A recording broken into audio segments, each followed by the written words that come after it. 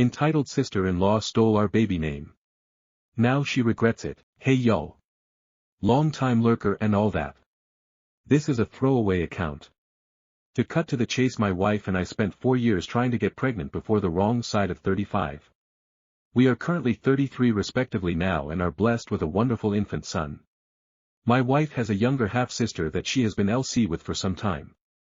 The woman is entitled and toxic, and also her mother's golden child. We've refused to let her or my MIL in the house since they both blatantly tried to make off with my wife's jewelry box a couple of years ago. The box contained a lot of valuable jewelry inherited from my wife's grandmother. Said jewelry is now in a safety deposit box as per my suggestion. My wife and I had nearly given up trying to conceive when it suddenly happened. And we were ecstatic. After we found out we were having a boy, we started looking into names. I ended up suggesting the name of my Scottish grandfather, and my wife loved it. So that's the name we settled on. But we made the mistake of posting about it on social media. Well, no surprise to the stereotype in this mess, my SIL was pregnant too. And was months further along than my wife and also having a boy.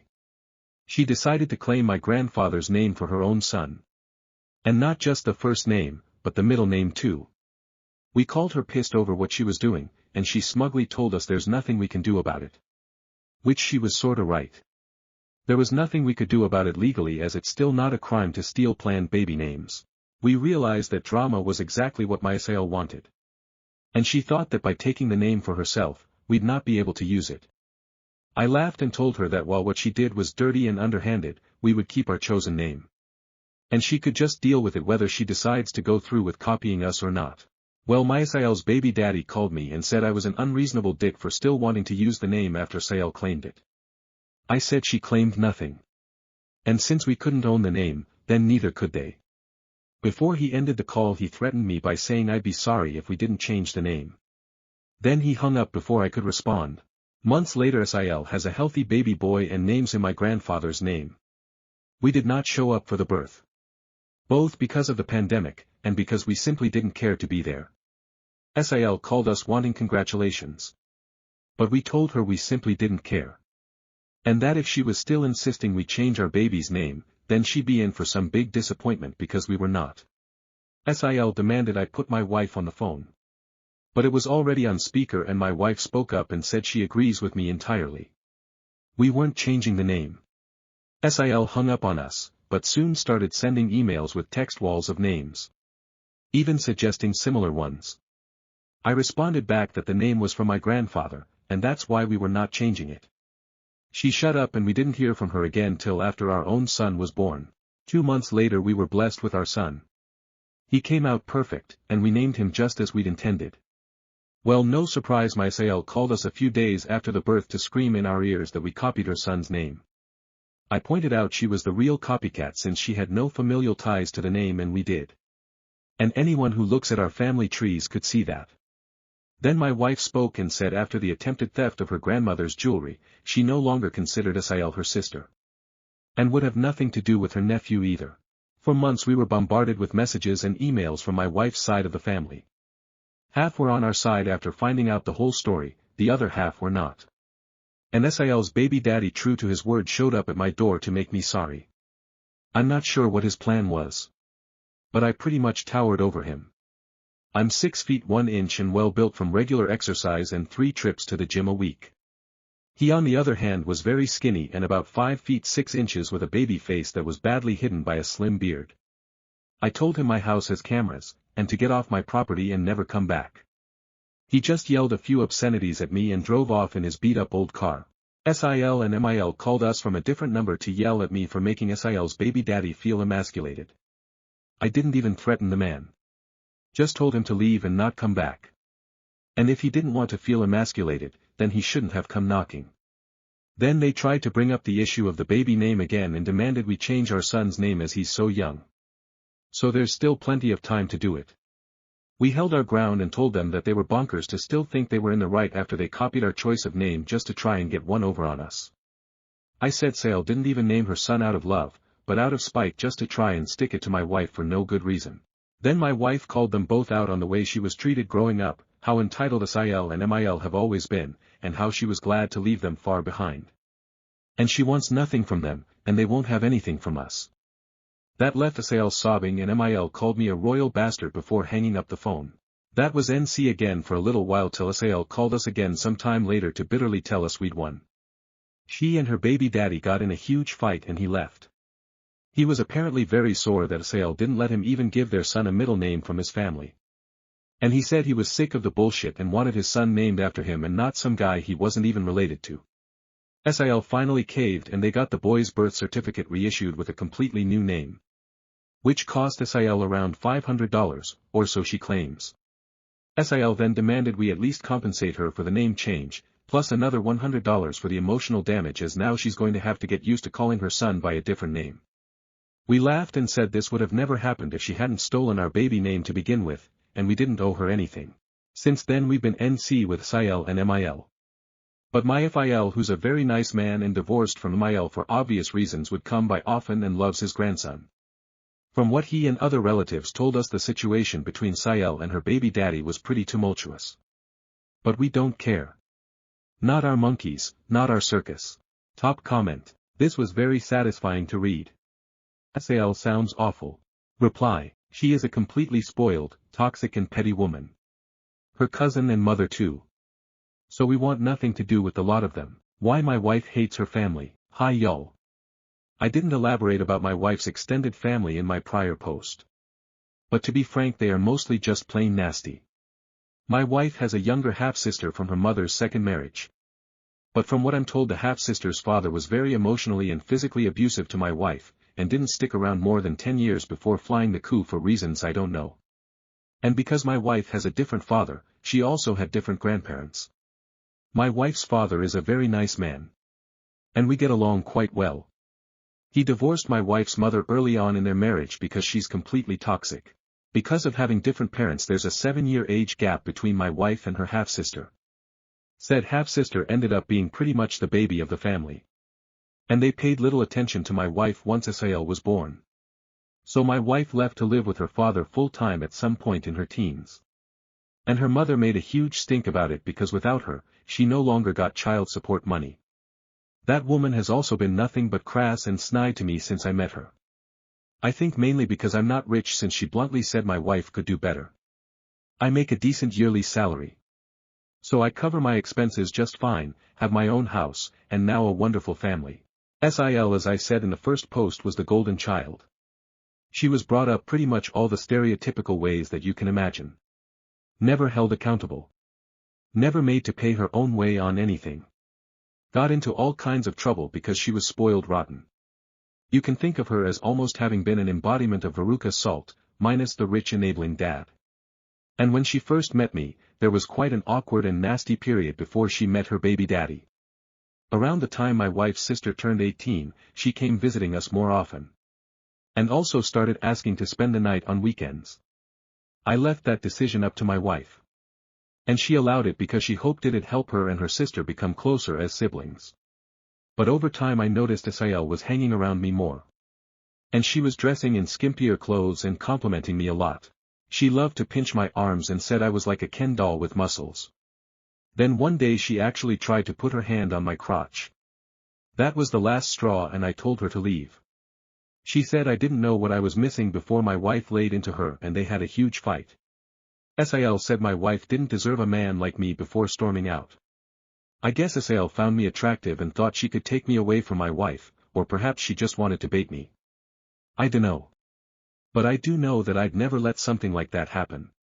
I love my wife dearly.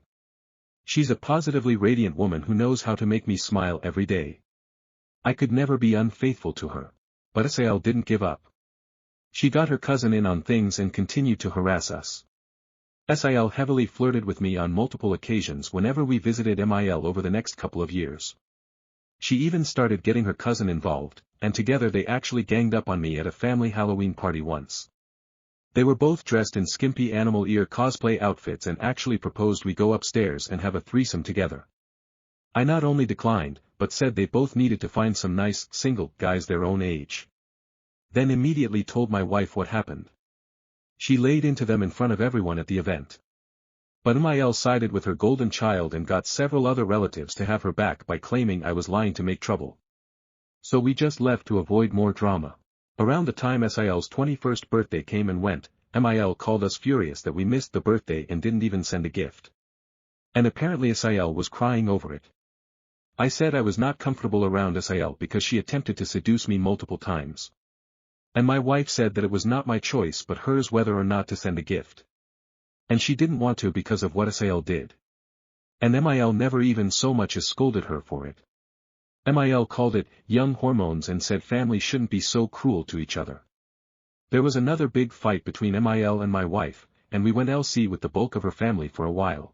Then 2 years ago my wife's grandmother died. She left most of what she had to her son, my FIL. But among the things my wife got was all her jewelry. It was all vintage antique jewelry that had been passed down to only women in the family for years. And we had the collection appraised and was valued as a whole at several $100,000 because the jewelry was not only vintage, but some of it was around 200 years old. We decided it was best to keep the jewelry locked away in the grandmother's jewelry box, which in itself is also a valuable handmade antique. We figured that was it. But all was not well with Mil and Sil. They both had showed up at the reading of my wife's grandmother's will. And Mil was appalled she got nothing. Even more so after finding out my wife got the jewelry. My wife's grandmother had no relationship with Sil at all, and barely one with Mil. So Sil wasn't even mentioned in the will. Mil threatened to take us to court and contest the will. But never did. Instead she tried getting nicer to us. And my wife decided to give them one last chance and allowed them into our home again. But as soon as our backs were turned, they tried to make off with the jewelry and all its contents. I'd gone out to pick up some pre-ordered food for dinner, and my wife was distracted by Mil. Sil had pretended to use the bathroom and raided my wife's vanity. But I caught Sil outside by sheer chance when I pulled in the driveway because I wasn't gone as long as they'd hoped. As soon as my headlights flashed her, she dropped the box on the ground before jumping in Mil's car and locking herself in it. Wife and Mil came running out when they heard me cursing up a storm. Wife saw the smashed jewelry box and freaked out. Mil realized she and Sil were caught and had a huge fit over how she believed my wife didn't deserve the jewelry. I got between them and Mil hit me a few times, and even drew some blood with her sharp nails. But she drove off before we could even get another word in once my wife said she was calling the police. We left the evidence untouched on the ground and called the police. Mil and Sil were arrested. But basically got a slap on the wrist with only community service and a fine. The jewelry box was badly damaged. It had a long crack that started up one corner and went all the way to the top, and one of the brass hinges broke. I took it to someone who restores old stuff and it costed hundreds of dollars to restore it. I went to see Mil and said she and Sil were paying for the repairs to the box or we'd be taking them both to court over it. Mil told me that wasn't happening until I brought up the fact we still have documented police evidence Sil tried to steal the box, and I could also sue Mil for the assault she did to me. She wrote me out a check to cover the damages right away and told me to leave. I said that the check better not bounce or have a stop payment put on it, or I'd had zero problem taking her and Sil to court. The check thankfully cleared without issue. We got the jewelry box back looking even better than it did before. But we decided the jewelry wasn't safe in our home anymore and had it put in a secure safety deposit box, where it has remained to this day. This incident was also what made us decide our home needed cameras. And we've since installed some. Then from my first post you all know what Sil did by copying the baby name my wife and I chose, which was also the name of my grandfather. So you can read how that went. What I didn't say in that post was how much my wife's other relatives that sided with Sil put us through. Especially Mil and Sil's cousin. Mil called and texted us repeatedly from a variety of different numbers demanding we change our son's name, both before and after he was born. We never once even humored her. And the cousin harassed us online multiple times. I ended up pointing out the time Sil and her cousin had cornered and tried to proposition me, and then the cousin blocked me on FB when more people started questioning us both about it since Mil had kept that situation on heavy damage control back then. Several false rumors were spread about us and my wife's family ended up divided. And are still divided now because of this. But Mil, Sil's cousin, and a few other family members close to them were fully on their side. They believed that it didn't matter where Sil got her baby's name. Said name was hers now and we needed to let it go. I fired back that there was nothing to let go. Sil copied the name we had, and we still used it because it was my grandfather's name. We weren't asking Asael to change her kid's name. We just weren't gonna change our son's name because she copied it. And since we weren't going to associate with them anymore, the two kids would be complete strangers to each other anyway. The false rumors spread about me and my wife were pretty bad. For me personally, Asael tried to claim I was secretly only into younger women, and I'd leave my wife as soon as she hit 40. And she also tried to say that my son isn't really mine, and claimed my wife had an affair because I wasn't getting her pregnant. I never asked her to do it because I never believed them, but my wife got a DNA test just to prove I am my son's father to them. After that the rumor mill died down and eventually stopped. After the mess where Asael and her baby daddy nearly broke up and she changed her child's name, we were paid a visit by the cousin. She demanded we pay the money owed to Asael for the name change, and when we refused, she screamed at us that we ruined Asael's relationship, and now her child's new name will always be a reminder of what we did. I simply told her to leave as we didn't start this mess, and we didn't even try to end it.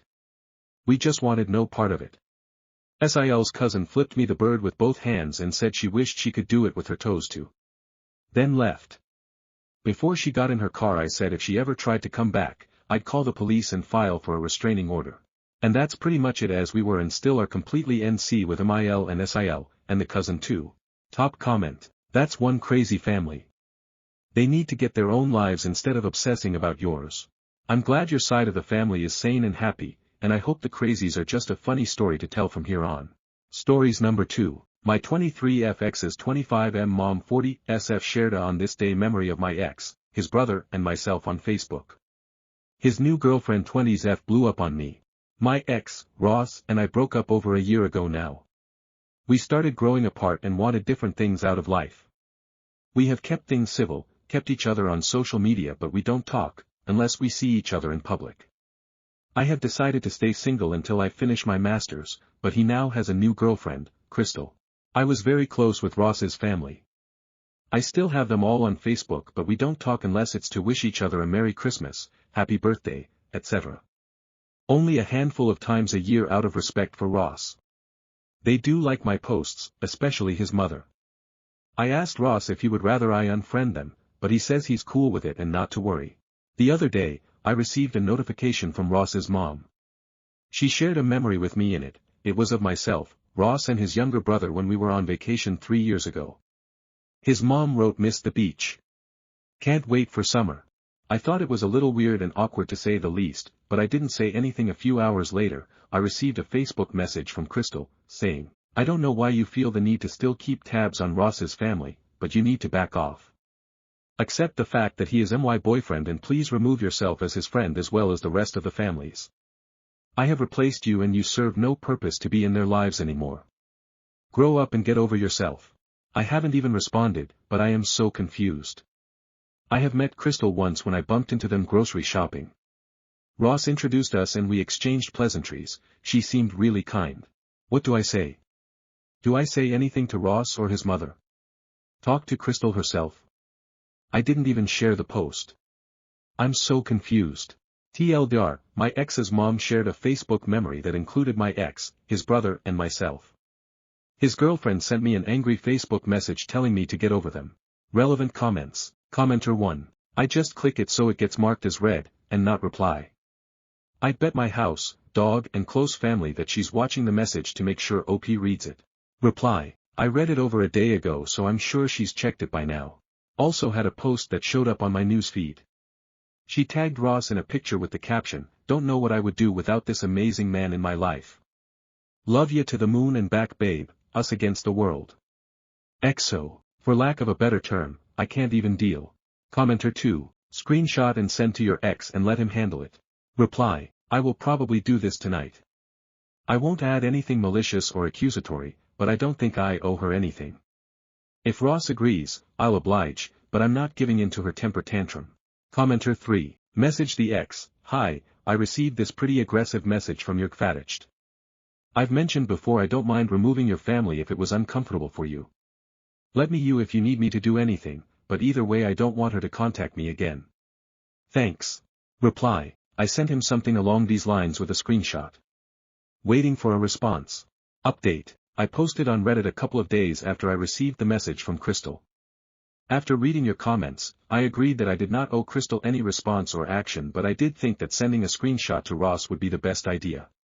If he had a problem with me being friends with him / keeping in touch with his family on social media, I would have no problem deleting them. To me, that should come from him, not her. So later that night, I sent Ross a screenshot of the message Crystal sent me and I added, "Hey Ross. I received this message from Crystal a few days ago. Not sure what this is about, but if you have any issues with me being friends with you and or your family on Facebook, just let me know and I will respect that. Thanks." I saw that he read the message a couple of hours later. He didn't respond that night, but I got a message from him late the next morning. He said, "Thanks for sending me that screenshot. I had no idea that Crystal messaged you and I want to apologize for her behavior. She was completely out of line in sending you that. I spoke with her yesterday after I saw your message and she got pretty defensive. She told me that she saw that my mom still has pictures of you in one of our photo albums, and when she saw that my mom shared that memory of us on vacation, she got really insecure and took it out on you. She has never come to me and talked about it, but I told her that there is nothing to worry about and both you and I have moved on. This upset her even more and she accused me of cheating and said she found a sex tape of us on my laptop and threatened to show it to my mom. At this point I just told her we're over. I think that yours should just block her on Facebook because she will probably try to take it out on you. You didn't do anything wrong. Sorry for bringing you into this mess lol, but thank you for giving me the heads up. I dodged a bullet there. So, that escalated quickly. For the record, Ross and I never made a sex tape. Any NSFW ones that we did make were deleted immediately after watching. I called him to firm that up and he assured me she didn't find anything, she was just using it as ammunition to try to get him to admit that he either one had a NSFW video with me or two was cheating on her with me. Not really much to say other than that. I've blocked her on all social media and haven't heard anything since. I hope she doesn't have my phone number. TLDR, I told Ross about Crystal. She accused him of cheating and threatened him, so he broke up with her. I've blocked her on all social media now. Relevant comments. Commenter 1. Good gravy, starts with insecurity over a FB post and ends with lying about a sex tape and threatening to send it to someone's mother. Even if Ross was cheating, why the hell would you do that to someone's mom? Reply. That's what I asked him when I called him yesterday. What would she gain from doing that, even if it did exist? Plus, Ross's mother walked in on us once. I'm sure she doesn't need another reminder of that unfortunate event. Commenter 2. Yay. I'm very glad that Ross seems like a very good ex-boyfriend. You don't see that as often as you should, so major props there. The only advice I have for you is to be very careful with your social media accounts right now. Hopefully Crystal doesn't know your phone number, but someone who's unfortunately this insecure won't be above making fake profiles follow you or friend you or having friends do it. Reply. I did a privacy check of my Facebook account yesterday. Crystal and I were not friends on Facebook, so I ended up changing my settings to make it a lot more difficult for people who are not Facebook friends with me to search me / view my profile. Probably the safer bet. Commenter 3. Am I only one hoping these two awesome mature people will get back together? Reply. That could never happen. He wants to get married and have children, I do not. That's a deal breaker in a lot of relationships including ours, and no matter how much we get along, we can't make that aspect work for us. Better off as friends now. Stories number 3. A woman jumped into my car and I'm an idiot, but it had a funny ending. I was at a stop sign around lunchtime when a woman on the corner came running over to the passenger side of my car screeching about needing to get home. I was driving a convertible with the top down. She didn't wait for an answer, just swung a leg over the door and plopped herself into the passenger seat saying she'd give me $5 for gas. She told me she lived in a nearby low-income public housing project. I knew where it was, about 1.5 miles away. She was pretty tweaky but somehow seemed fairly harmless. She never even glanced at me, didn't seem to be plotting something, never said another word. So here's the part where you can all give me shit, please don't downvote me for my stupidity. I figured it was easier to just go 1.5 miles out of my way than to deal with the drama of trying to get her out of my car. My backup plan for carjackings is to just drive into the first telephone pole I see or rear-end the first police car I spot. Airbags FTW. Better to deal with the aftermath of that than have your body dumped into an alley. So I get to the housing project. It was broad daylight, and I was right in front of the main entrance with people around, so I didn't feel in any danger. She hopped out and ran off. I wouldn't have taken the $5 even if she'd offered, which she didn't, but mostly I was pissed that she left the passenger door open as far as it could go. I got out to go around to close it when an older guy in a silver pickup pulls up. He put his passenger window down and asked did I know that woman and was I okay. I replied, no idea who she is but yeah, I'm fine. He explained that he'd been coming down the street behind me when he saw that woman jump into my car. He followed me to see if anything sketch was going to go down. I was pretty stunned by the thoughtfulness and told him that wow, thanks, that was a pretty awesome thing to do. He said, I'd have punched that bitch right out of my truck. He then pointed a finger at my face and sternly lectured me like I was one of his kids, don't do that again. LOL. Yes, sir. Of course, he was absolutely correct and if it ever happens again let's hope not, I might just take his advice on the punching part. But just try to imagine the entitlement of jumping into a stranger's car because you need a ride. Honestly, if she'd picked the wrong vehicle, it could have turned out a lot worse for her. Comments. Commenter 1. Yeah, I agree. You were an idiot. But you didn't get murdered or wake up in a bathtub full of ice so it's all good. Got to give credit to old guy though, that guy could have potentially saved a life if things had gone south. Reply, right? Agreed on the idiot part but yeah, that man's actions were pretty stunning. Most people these days seem to just not give a crap. Commenter 2. That could have ended badly. You got lucky. Do not ever do it again. Take the keys, get out, and get loud while calling the cops. Had you done that in the first place, the truck guy would have had your back. Or other bystanders. Do not go directly to violence, especially with someone tweaking. They do not feel pain like a sober person, and they will escalate. Reply, very good advice. Commenter 3. In 1980 was 18 years old F on active duty in the Navy. I drove a 305 Kawasaki MC2N from work. I was stopped at a light when a guy jumped on the back of my bike. I was freaking out. I told him to get off and several other choice words. He refused, I was stuck. I continued to go on my route home. I get near the end of my drive and he asked me to drop him off at the bowling alley. Finally, I got rid of the guy but not before he begged me to come into the bowling alley and buy him a drink. It was an easy no, "Foo, get off my bike." He did, thankfully, and he left. I learned never to stop next to the sidewalks with pedestrians if at all possible. I'm 63 now and I have never had that happen again. Like you, it was a weird fluke situation. Stories number 4. Aita for ignoring my friend's work messages while I'm on maternity leave. I'm currently on maternity leave from my job as a social media manager at a small startup. When I went on leave, my friend actually took over my position. She only joined the company because of me. Since then, she's been messaging me constantly. Every other day it's either questions about work, venting about colleagues, or sending me the content she posts so I'll like or engage with it. She messages me through both the company account which I've muted and her personal one. On top of that, she often asks to come over and help, cooking, cleaning, walking the dog, whatever I need. It's really generous of her, but the problem is that whenever she's over, the conversation turns into work. The last time she came, she stayed for 5 hours, and 80% of what we talked about was her job. I even ended up helping her do work because she was stressed, and she straight up asked me to join a meeting with her. I feel so stuck. I don't want to hurt our friendship, and I know she's just trying her best, but this is supposed to be my maternity leave. I've already had to tell other coworkers to respect my time, and she even backed me up on that, yet she doesn't seem to realize she's doing the same thing. So lately I've just been ignoring the work-related messages. She doesn't seem to get the message. I'll still reply if it's something personal, but if it's about work I don't answer. Now I'm worried I'm being rude or unsupportive, since she's obviously struggling and looking for reassurance. Aita for ignoring her work messages while I'm on maternity leave. Comments. Commenter 1. NTA, but why not just tell her you're on work leave and don't want to talk about work off work? Even she needs a break, she's letting work take over her personality. Reply. I have told her inadvertently as well as upfront.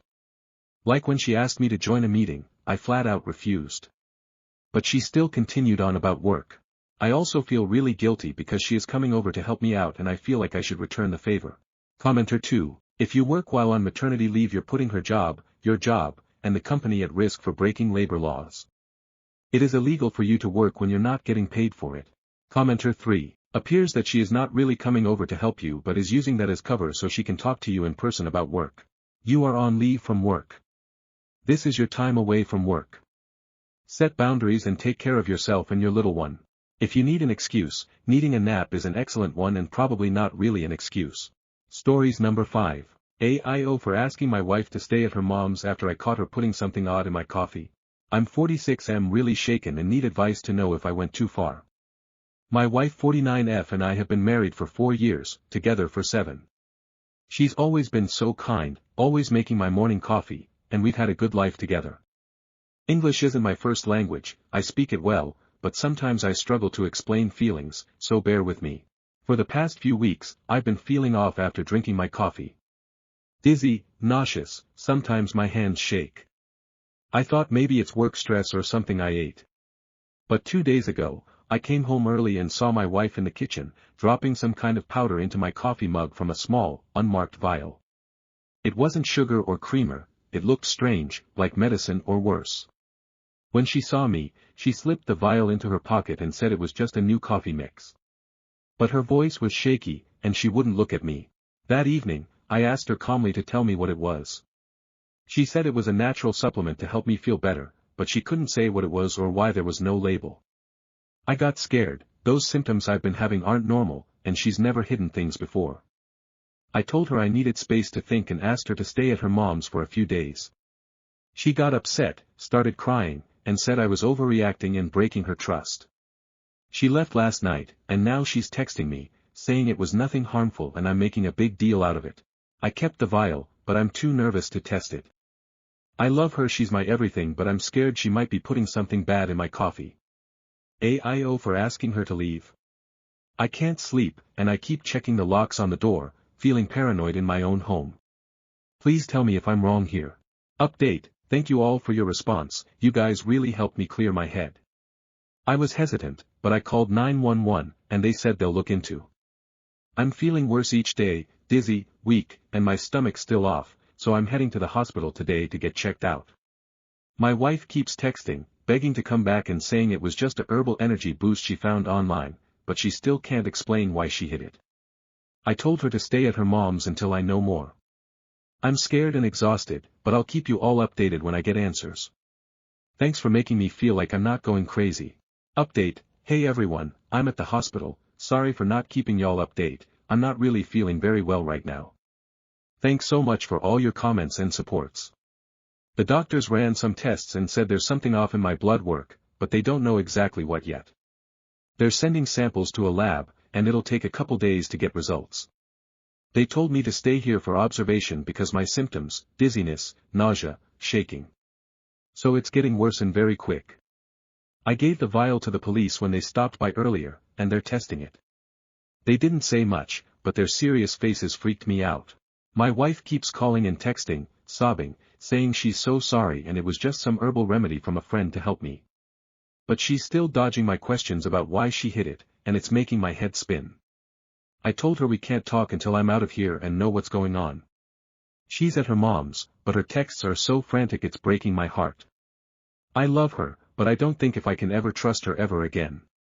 I'm stuck in this hospital bed, and I feel so alone. I'll keep y'all update when I hear from the lab or police. Comments. Commenter 1. My ex slipped me probiotics, and got me hospitalized. I was on multiple immunosuppressants. I have lupus and was newly trying to get my disease under control and was also on an antibiotic to treat a UTI. My UT ended up becoming a severe kidney infection, and my lupus medication suddenly became way less effective, and we couldn't figure out what was going on.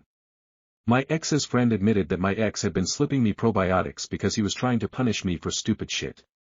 He thought that they'd just make me gassy, like they did him. Instead I had a nice 5-day stay in the hospital while I got pumped full of medications to get everything back under control. It's fine though. He shit himself while he was in the car with the woman he was cheating on me with after he ran out of probiotics and didn't pick more up. Karma had my back on that one. Commenter 2. Please get the vial tested. It's better to know what's actually going on than be in fear of what could be going on. Commenter 3. If it was not harmful, then she could tell you what it is. She's not telling you because it's something she should not be putting in your coffee and you can't wait another day. What if you're not here tomorrow? This kind of shit happens all the time. A spouse poisoning their spouse. You need to go to the emergency room and have your blood drawn, and you need to figure out what this shit is. The emergency room can draw your blood and call the police. Stories number 6. Entitled Lady Refuses to Pick Up Dog Poop After Her Dog Shits in People's Yards. I accept her challenge. I live in a fairly large city with a lot of good dog owners.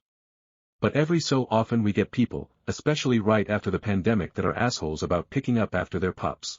I have a security cam that faces the area where people like to let their dogs piss. I'm never around at that time of day, but I can see who's letting their dogs do what in my yard at all times. One lady let her dog shit in the sidewalk area of yard every day. Never picked it up. I posted on the neighborhood network, no response. Signs asking people to pick up the dog shit did nothing. My neighbor saying, "HUI, pick up your dog shit, lady." Did nothing. She still let her dog shit in my yard, right in front of my wife's car. Every day.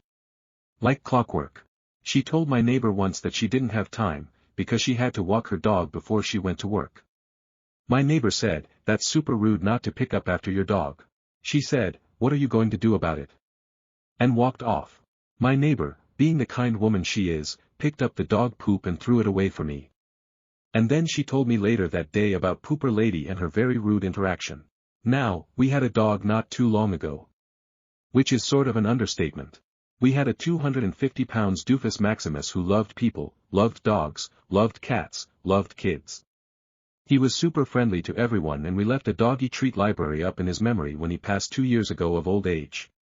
His passing broke me, but the one thing that I learned is exactly how horrible our yard was even before a human-sized dog used it as a lavatory every day. I've spent some time fixing the lawn by replacing the grass with nitrogen-absorbing plants like micro-clover and other xeriscaping lawn replacement plants that are highly resistant to dog urine, because we do intend to get another dog someday. My old boy, when he shit in the yard, took massive dumps that would reach 5 to 6 in height if he stayed in one place. I had a scoop shovel and a 14-gallon bucket half filled with sawdust like an elephant trainer and would go around the yard every day to pick all of it up. When we went for walks, even when he was a wee 90-pound puppy at 4 months old, I took grocery bags with plenty of poop bags with me on walks because he would poop multiple times and I preferred not to have our neighbors think a homeless person shat on their lawn after we went by. When he passed, I put a little free dog treat library along with free poop bags for the local pups and their parents, because, well, we had a supply. He ate as much food a day as the average teenage boy, and loved donuts as much as Homer Simpson. Asparagus, oranges, and the doggy bits from steak. Oh yeah. Plus, a dog treat the size of a hand was just normal-sized for him. The upshot is that what we had on hand when he passed is roughly 8x the normal amount a dog parent would have. And I didn't want it to go to waste, so we provided it for free until it ran out. I even have a small bucket nearby labeled, "If you have dog poop bags, please drop them here."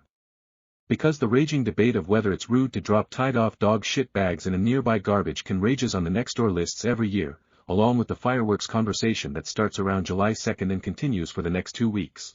The point is that there was absolutely no fucking excuse here. On top of that, I had previously met this lady and her dog when I was walking my old boy around the block. She is one of those people who walk their dog while surfing their phone and plugged into a podcast or call at all times. And her dog is one of those long-haired fluffy dogs that look like they've been run into a wall multiple times head first. It's also an asshole, and is aggressive towards other dogs, even ones roughly 20 times its size. Every time we met walking, she barely registered her dog trying to bite mine until I would yell, "Curb your dog, lady," and blocked it bodily. So, poop bags available. Notices. Neighbors saying, "Knock that shit off." Pooper Lady Karen doing Pooper Lady Karen things with muffin paws, the asshole shitzer. Fine, we can play that game. I started my research by checking my house security camera. She was always there between 8:02 and 8:03. Religiously. On the dot. Every workday. Every time. Never on the weekends, and never after 8:04 a.m. She was always dressed in very nice business casual with expensive shoes and a purse or sling bag, but never with poop bags. I set up one of my Rainpoint Wi-Fi enabled automatic sprinkler hose bib things, and connected 2 high-volume, highly visible water sprayers for that grassy area. One on each side, one facing the sidewalk from my house with some overlap to the sidewalk strip set to a 180-degree semicircle, one in the sidewalk strip facing the house, set to the same dispersal pattern. The nice thing about Rainpoint is that it's hooked into your house Wi-Fi and you can control it anywhere, anytime, just by pressing a button widget on your phone. You can also set up automatic watering timers and hook it into weather moisture systems, but the fact that you can set it off remotely is more important here. I set the timer to go off at 8:03 exactly and spray for 10 minutes on full blast. And by full blast, I mean I made sure to close off all other hoses and not start the dishwasher or laundry before I left for the day at 7 a.m., so the full experience of 15 GPM water pressure could be enjoyed by all. The next morning, I turned on my remote viewing of my security camera at work. Here she comes, dressed more nicely than usual in her business casual, walking her aggro asshole dust mop of a dog, face in the phone, earbuds plugged in, volume up. The dust mop angles his way towards the same spot she always lets him shit, starts to squat, and then dual sprays of ice-cold water catch her dog in the face, and her at the waist. Full blast. The one from the house started first, the one in the sidewalk strip started 10 seconds later. She stood there screaming on the security cam for 30 seconds, then stormed across the grass to pick up her dog, who, at this point, has been turned from a fluffy ball of perfectly groomed dog to a filthy wet mop with extra dirt and powdered steer manure compost. And as she turns to storm away with her dog, she slips on the fresh dog shit that her dog had just dropped. And that was now getting sprayed with water at 15 GPM. She lands on fresh micro clover that had been lovingly fertilized with composted steer manure from our family farm the day before, so she doesn't get injured, but when she gets up her very expensive business casual outfit is caked with dog shit, fresh green stains and steer manure. Karen exits stage left, screaming. I start laughing so hard my boss has to come out to ask what the matter is. I kept a Nextdoor tab up in my browser all day set to check for new posts from my specific neighborhood with keywords. I was not disappointed. About an hour later I saw a Nextdoor post talking about how horrible people start their watering during the time people are walking their dogs. Yep, it's her. Someone replies to her thread saying maybe just walk a different way. Or go a little later. Arg, you don't understand, my dog is soaking wet and it ruined his grooming session for the week, now I have to get him in and get him cleaned up after work. Well, thank you for the heads up, Cooper lady. The next morning I tuned into my security cam at work and had the smart timer widget up. I tested it the day before remotely and made sure the lag time was minimal on both the camera and the sprinklers. Sure enough, here comes the pooper and his mistress, right on time. She is dressed up in business wear complete with heels and a full suit today. Which, you know, might be a bad choice. To her credit, she is a bit leery of the yard, but she is checking her watch and watching the sprinkler. The dog starts to squat right at 8:26 a.m. I hit the button. My security camera is about 30 feet away behind triple pane glass windows inside a house we did extra insulation on this last spring. It has a shit microphone that barely picks up anything. I could hear her scream of rage like a pair of wild foxes in heat running 2 feet from my head. Her dog was turned from a fluff ball to a wet mop once more.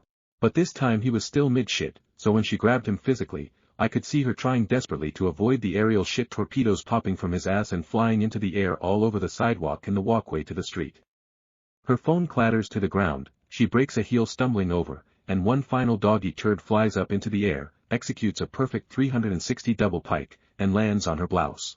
The next day was a Thursday. I popped my browser tab open and lay in wait. I watch as pooper lady comes down the street, absorbed in her phone, dragging her mop of dog along behind her. When they get to my house, the dog stops and will not go any further. I see her turn and tug at his leash. He refuses. She stops. She looks at the area of the yard where my sprinklers are set up. She looks at him. She pulls at his leash again. And they begin walking towards the same area once more. And just before they get to the outside edge of my property, I turn on the sprinklers. The 3 seconds of lag means that by the time they're halfway to the spot of pooper lady, they're about 5 feet inside the spray zone. And the dog just nopes the fuck out of there quick enough she is startled and drops the leash. He runs off back the way they came, and she does the running in heels thing out of frame after him. That Friday morning, no pooper lady. The next Monday, around 10 a.m. I see the pooper lady's dog, but he's being walked by a young woman wearing the t-shirt of a local dog walking service. She stops by my doggy supply library. She smiles. She reaches down to pick up the poop. She tucks it in a bag, ties it off, and walks on with the dog, who looks much happier, overall. After about 3 months, I no longer see either pooper lady or her dust mop of a dog anywhere in the neighborhood. I guess she moved somewhere that she and her aggro asshole dog can live in peace and shit wherever they like. Still have the sprinkler set up, but now I tend to set it to run when nobody is around, like at 4 a.m. And only when the grass really needs it. Edit, this story is true as remembered. If you find the level of detail, the length, or the style not to your liking, feel free to read something else. It's not fiction, and the vast majority of people pulling out details erroneously, no less to say it's a fictional account. Well, that's on you. Life is sometimes funnier, and stranger, than fiction. Please note that brand names are mentioned because I'm enough of a tech geek who does enough work with various API integrations that mentioning different specific brands is more of a me thing. You go ahead and use whatever you want to use. Comments. Commenter 1. I admire your dedication and thorough takedown of such a horrible dog owner. Commenter 2. I felt this the whole time I was reading. I live in a small, 6-unit apartment building and one neighbor also refuses to clean up their dog's poop. The dog always goes on the section of lawn right next to my truck, so I've averaged about one stepping in dog shit experience per month. As a result, I've just started cleaning up the shit, even though it's not my dog and I don't even own a dog. Last summer, I overheard the dog's owner talking to his girlfriend and they were laughing about the fact that someone cleans up the dog shit so they don't ever have to. That was the last straw for me. I continued cleaning up the shit, but instead of throwing it away, I'd dump it in piles right outside their front door. Every couple of days, I'd hear a shriek coming from downstairs and I'd know my shit mine found another target. Petty. Yep. Effective. Double yep. My favorite moment was coming home from work one night and seeing them both in the yard, spraying their shoes off with a garden hose. I made eye contact with them and, while passing, said, "Kind of sucks when the dog shits right where you walk every day, doesn't it?" They just glared at me. After a few weeks of this, the guy finally had had enough and started cleaning up his dog's shit. Sometimes you have to fight shit with shit. Commenter 3. This was a great read. My mother did something similar once. There was this owner with a dog that used to poop on our garage front and my mother would always see it and wash it with the hose. We didn't have sprinklers back then, so she'd always have to plug the hose in and wash just the dog poop. Eventually my mom picked up the time which they would pass around and one day she just waited, hidden and with the hose in place. When they came around and the dog started its business she just hosed them both with all the water she could. The person was soaked and mad, but couldn't believe the situation, but also there was nothing she could really do. Never strolled in front of our house again. Stories number 7. My aunt cousin have bullied me my entire life. I told them the truth will eventually come out. They then dared me to post the truth on social media, claiming no one would ever believe me or care. So I did. I don't think they expected the reaction I got. I have an aunt and cousin who have always hated me and aren't afraid to show it. I always attempted to kill them with kindness because I knew the truth would come out someday. Well, the truth came out when they dared me to post the truth on social media. So I did. I got so much support that the post spread like crazy. Here are a few things I called them out on. I took off work and spent $500 to fly to my cousin's wedding. When I showed up, I realized I was the only family member who didn't get a seat at the family table at the reception. Yes, I RSVP'd. So I spent the entire night sitting alone as people walked by me asking me why I wasn't sitting with my brother, his wife, and my parents. I adopted my daughter from foster care. I asked them why they aren't nice to her. They said because it's weird for me to bring a stranger to family events. Seriously? Don't attack my daughter for being adopted. She's been through enough. They accused me of not raising my daughter because my mom watches her when I'm at work. My mom gets paid by daughter's insurance to watch her due to the severity of her special needs. If it wasn't my mom, my daughter's grandma watching her, then it would be a random staff member watching her while I'm at work. I asked how that differs from having a babysitter. They said because your daughter is older and shouldn't need a babysitter. Again, my daughter has special needs and trained staff have to watch her. And I need to have a job. I'm sorry that my mom is willing to watch her granddaughter and my aunt is not willing to watch hers. They told me to stop posting photos of my daughter on Facebook. I asked why they're allowed to post photos of their kids, but I'm not. They said it's because moms are allowed to post photos of their own kids. Again, they don't consider my daughter my kid because she's adopted. They said I adopted my daughter all for show. Which is absolute bullshit. I fostered her before adopting her and very few people knew because I wasn't allowed to talk about her case. So there was no show there. Not to mention I'm a single mom who sacrificed a lot to adopt my daughter and it is not an easy life. Anyone who has adopted from foster care or has a special needs child knows it's hard and certainly not worth the show. Aita for publicly putting them on blast after they dared me to. I don't think they expected me to actually do it. I definitely know they didn't expect the abundance of support I would get as people in my small town shared the post. Oops. Comments. Commenter 1. Good heavens. NTA, they are not healthy for you or your child. Reply. No, they are not. I tried to remain civil on behalf of my grandma because seeing a family divide would upset her, but they took it too far when they started attacking my child. Commenter 2. No shit. What is their problem? Are you your daughter the only people being mistreated by these bitches? Reply. They literally only mistreat me. That's why it was so noticeable. My daughter is just guilty by association at this point. Honestly, I think there is jealousy involved. I don't mean to sound egotistical, but I think they saw my social media and it painted a picture that they were jealous of. I was in the Navy and they saw me always traveling to exotic places while they were stuck in our small town working a dead-end job. Then it just escalated when I used my GI Bill to further my education because then they started making digs claiming that I think I'm just smarter than everyone. When that's so far from the truth. I never thought I was smart. I just had a GI Bill and employee benefits I didn't want to waste lol.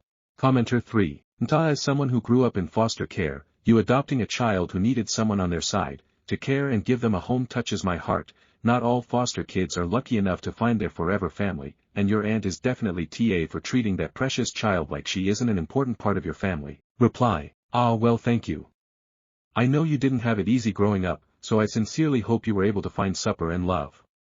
I don't wish foster care on anyone and I hope you are doing well. You are so strong. Reply. Commenter 3. I luckily found my forever home at 17 and thank you for giving a home to a child who needed one. Sometimes the best family are the ones you find, not the ones you're born into. Reply. Ah, that warms my heart. I'm so glad you found a home. My daughter was 11 when she came into my care as a foster child and 13 when I adopted her. Right now she needs all the love and attention I can give her, but I'll likely adopt from foster care in the future. People like you and her are the strongest people on this earth. Reply. Commenter 3. I am sure she is a great addition to your family even if your aunt and cousin says different, and I think those who give children without a family or in the system a chance are the closest things to saints we have in this world. Stories number 8. I has an emotional affair while his wife is abroad. My wife and I are long distance. She works abroad. I take care of our sons 4 and 3 and do odd jobs. Originally we lived with her, but our kids ended up put in a dangerous situation and I didn't want that to happen again. Quitting her job wasn't an option in her eyes, so I moved to our home country with the kids while she stayed. She visits us a few times a year. I moved in with close family friends. It was a hard and painful decision. I had a lot of resentment over my wife prioritizing her job over our family. But I love her. I couldn't imagine not being with her. I thought about divorce, but we decided to try to work things out. The other woman was my friend when we were little kids. After my mother died I left my hometown and moved in with my dad and didn't see that friend. But I stayed connected with some other people from that town throughout my life, and when I moved back home with the kids I started visiting my hometown more. To see my mom's grave and visit my old neighbors. When I met my old friend again I was excited to see her, but I'm nostalgic for everything from my childhood. It started out innocent. I was just happy to have another connection to that part of my life. Anyway, she has a son too who is 6, and so we ended up taking our kids to the park together while we had a coffee and caught up. It was innocent and I told my wife I'd reconnected with her and my wife was fine with it. She jokingly asked if she should be jealous, but she didn't mean it. She trusted me. So I feel so terrible. We met up a couple times a month from then on. I don't really know when it lost its innocence. But I realized I started becoming infatuated with her. We'd hug every time we met up and before we left, and I would feel so wistful when she would hug me. She would start talking about how her ex mistreated her and her son, and I felt so protective. She started making comments like, "My son is so good with your sons, it's like they are brothers." And I talked to her about some of the stuff that bothered me about my relationship with my wife and she sympathized. I realized that I enjoyed the attention and I found myself entertaining fantasies that I was with her instead. I kept thinking about if I had never met my wife and had instead moved back home and reconnected with my old friend, and we'd somehow had our same kids only with each other, we both could have been happy and been spared so much pain. If I'm trying to be objective, she's a better match for me than my wife. She puts her kids first. She appreciates me for who I am. My wife does too, but I feel like me and the kids are always an afterthought for her. Even when she's home and spending time with us she is always thinking about her job. My wife is a good person and she does good work. But her job traumatizes her and she was already traumatized before she started it. She started doing her job to cope with her past but she's also traumatizing herself over and over. And my kids and I pay the price. I'm not trying to justify my actions, I'm just trying to explain. My childhood friend was always complimenting me on my looks, how good of a dad I am, my physical strength. It's like she appreciated the unique things about me. And I feel like my wife loved me just because I was there for her. Like she would have loved anyone who loved her and I was just the only one who did. It wasn't always like that but that's how it started to eventually feel with my wife being so distracted by her job all the time. I didn't really notice it until I reconnected with my friend and noticed the contrast. I should not have let things get that far, I know. But at first it was just an occasional thought and I just brushed it off as intrusive thoughts and telling myself, yeah, everyone has inappropriate thoughts, but what matters is your actions. But I just let it go too far. In hindsight some of our friendly banter was really more like flirting and it was not appropriate. That's an action, not a thought. Anyway, today was a reality check. She said she wanted to talk to me about something serious without the kids there so I let my other friend who I live with babysit and met up with her. And she basically confronted me with the fact that we obviously have feelings for each other and said I should leave my wife for her. But it was like immediately I realized the amount of bullshit I was feeding myself and her. I instantly felt so bad. I didn't deny having feelings but maybe I should have. She kept insisting I think it over and when she saw how upset I was she said she'd let me think it over then left. I should have told her, no, there is nothing to think over, I love my wife and I'm not leaving her. But I didn't say anything. That in itself is weighing on me. I need to tell my wife. I know. I just don't even know where to begin. Next time she's coming home is October. I feel like this is the kind of thing to say face to face but I don't want to wait that long. And I don't want her to come all this way to have a nice time and ruin it. I could leave the kids with my friends and go visit her. But on top of the money issues and logistical issues even that thought makes me sick. I keep imagining her smiling and being delighted to see me and then how devastated she's going to be when I tell her. I can't stop thinking about her face. I feel sick. I don't want to tell her at all and just never see my childhood friend again. I'm also mad at myself for letting my stupid fantasies ruin a friendship and a precious memory but I know it would be wrong to keep seeing her and impossible to just be normal friends now but I know honesty is the best policy. I owe it to her to be honest. I just don't know what to do. I feel so wrong and stupid. I don't want to tell my friends. I think one. Edit, okay these comments are overwhelming and I need to sleep. Tomorrow I'm going to talk to my friends about what's going on and after being yelled at probably see if they'll be able to watch my kids while I visit my wife and tell her what's going on.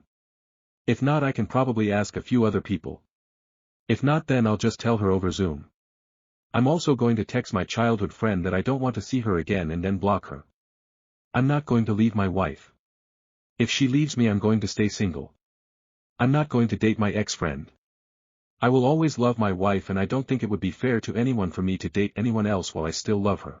To stop from having to answer the same questions over and over, my wife is an aid worker. She doesn't do it for the money. She does it because she believes God called her to do it. I do gig jobs and sometimes construction. I choose to work more flexibly and spend more time with my kids. I put my wife through college. I'm not freeloading off her, I am kind of freeloading off the friend I live with, I'll admit that. But we're all happy with this arrangement. The reason I left with the kids is because we got carjacked at gunpoint. My wife changes location a lot so living somewhere safe but still closer to her isn't really an option. It's either travel with her officially through her organization, or stay put somewhere. I don't think my childhood friend originally intended to cheat with me, but I guess it doesn't matter anymore. Edit 2, everyone telling me to get a stable job so my wife can come home, you misunderstand. You think my wife and I haven't spoken about this? She is never going to quit her job. She made that very clear. Her job is her priority. I promise you she's not doing it for the money. I'm not forcing her to do it by refusing to work more. If she said she would even consider quitting if I found a more stable job I'd do that in a heartbeat. Anyway I talked stuff over with my friends. They were understanding. The plan is to fly over and see my wife next week-ish, but we still have to make arrangements.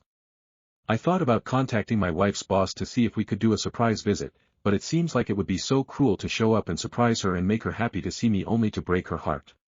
So instead I called my wife saying everyone is okay, but I have something bad to tell her that she should hear in person, and I'm going to fly out to see her. She said I should just tell her because otherwise she's going to worry about it the whole time. So I almost did. But then she said no, don't tell me. I want to see you. So I didn't. Of them would be really angry at me for almost cheating, and the other might actually encourage me to leave my wife. I feel like I need someone to tell me what to do because I can't process. Second post. The other thing. I should have said something at the time, but a lot of people bashed my wife and I didn't defend her as much as I should have. So I'm gonna set the record straight now. First of all, people were saying she was cheating on me. But she would never, ever do that. She is honest and loyal, and a much better person than I am. Second, people were saying my wife is negligent and doesn't care about me or our kids. This is also wrong. She's very loving. Yes, she is busy with her job. But she says she thinks about us every moment.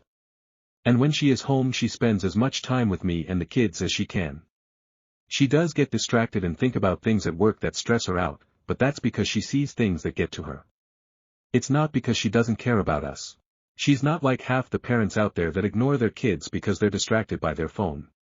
People were also bashing me in a way that I think was kind of over the top, but honestly, you can bash me, but don't bash my wife. Me having problems in my relationship doesn't mean she deserves to be bashed. I actually showed the post to my best friend, and she pointed out that a lot of you were probably just being sexist. You attacked my wife and said she didn't care about me or our kids because she doesn't get to see us much. But my friend pointed out that there are a lot of jobs that mostly men do that mean they don't get to see the kids much, and no one says that they don't love their kids and need to quit. So for everyone who said my wife doesn't love our kids, would you say the same to dads who are in the military, truck drivers, work on oil rigs? Would you say that they're all definitely cheating on their wives? Or tell their wives that they should leave them? If not, you're being sexist. And for everyone who told me to get a better job so my wife can come home, would you say that to a woman who is married to a guy who does one of those jobs? For everyone saying me and my wife shouldn't be married or have kids because she's an aid worker, do you think there shouldn't be any aid workers? Or do you think no aid worker should be allowed to get married and have kids just because of their job? You realize a lot less people would be aid workers if it meant they couldn't have a family, right? You don't make any sense. Anyway. I saw my wife and told her everything, and we actually had a nice visit. She was glad to see me in spite of everything. And she insisted I not tell her anything bad until after she showed me something. Which was confusing to me, but I agreed. Anyway, it was a little waterfall. And it was beautiful. She said she visited the waterfall whenever she got a chance and it reminded her of me, and she wished she could show it to me every time. I nearly cried when she said that. I almost couldn't even tell her after that, but I already told her I was going to tell her something bad, so I had to. Anyway, we sat there by for a while until she said she was ready to hear my bad news. So, as much as it killed me, I told her everything that happened. She tried to be calm and understanding, but I could tell she was hurt. I almost wished she would have yelled and slapped me. But she just thanked me for being honest. She asked what I was going to do. I said I wasn't going to stay in touch with my former friend either way, but I hoped she would forgive me and come home to us in October like she planned. She said I was already forgiven and asked me for more details about what exactly happened and my feelings, which I did my best to answer honestly. It was hard though. I could tell she was getting more and more upset. Eventually she just said okay and we walked back to her base without really talking at all. That night we talked more. She knows it's hard for me to live the way we do and she just asked me again if I was sure I still wanted to be with her. I told her I knew she wasn't going to quit her job, but I talked about how one of the hardest things is that even when she comes home, her mind is on her job and it's hard to see how sad and stressed she always is. She said she'd bring it up in therapy and try to work on being present in the moment with her family. She kept pressing me on if there was anything else she could do better besides quit her job, and I told her how I felt about how sometimes it seems like she only loves me because I love her, and I could be anyone. She cried, apologized, said it's not true, and told me as many specific things she could think of that she loves about me. I did the same for her.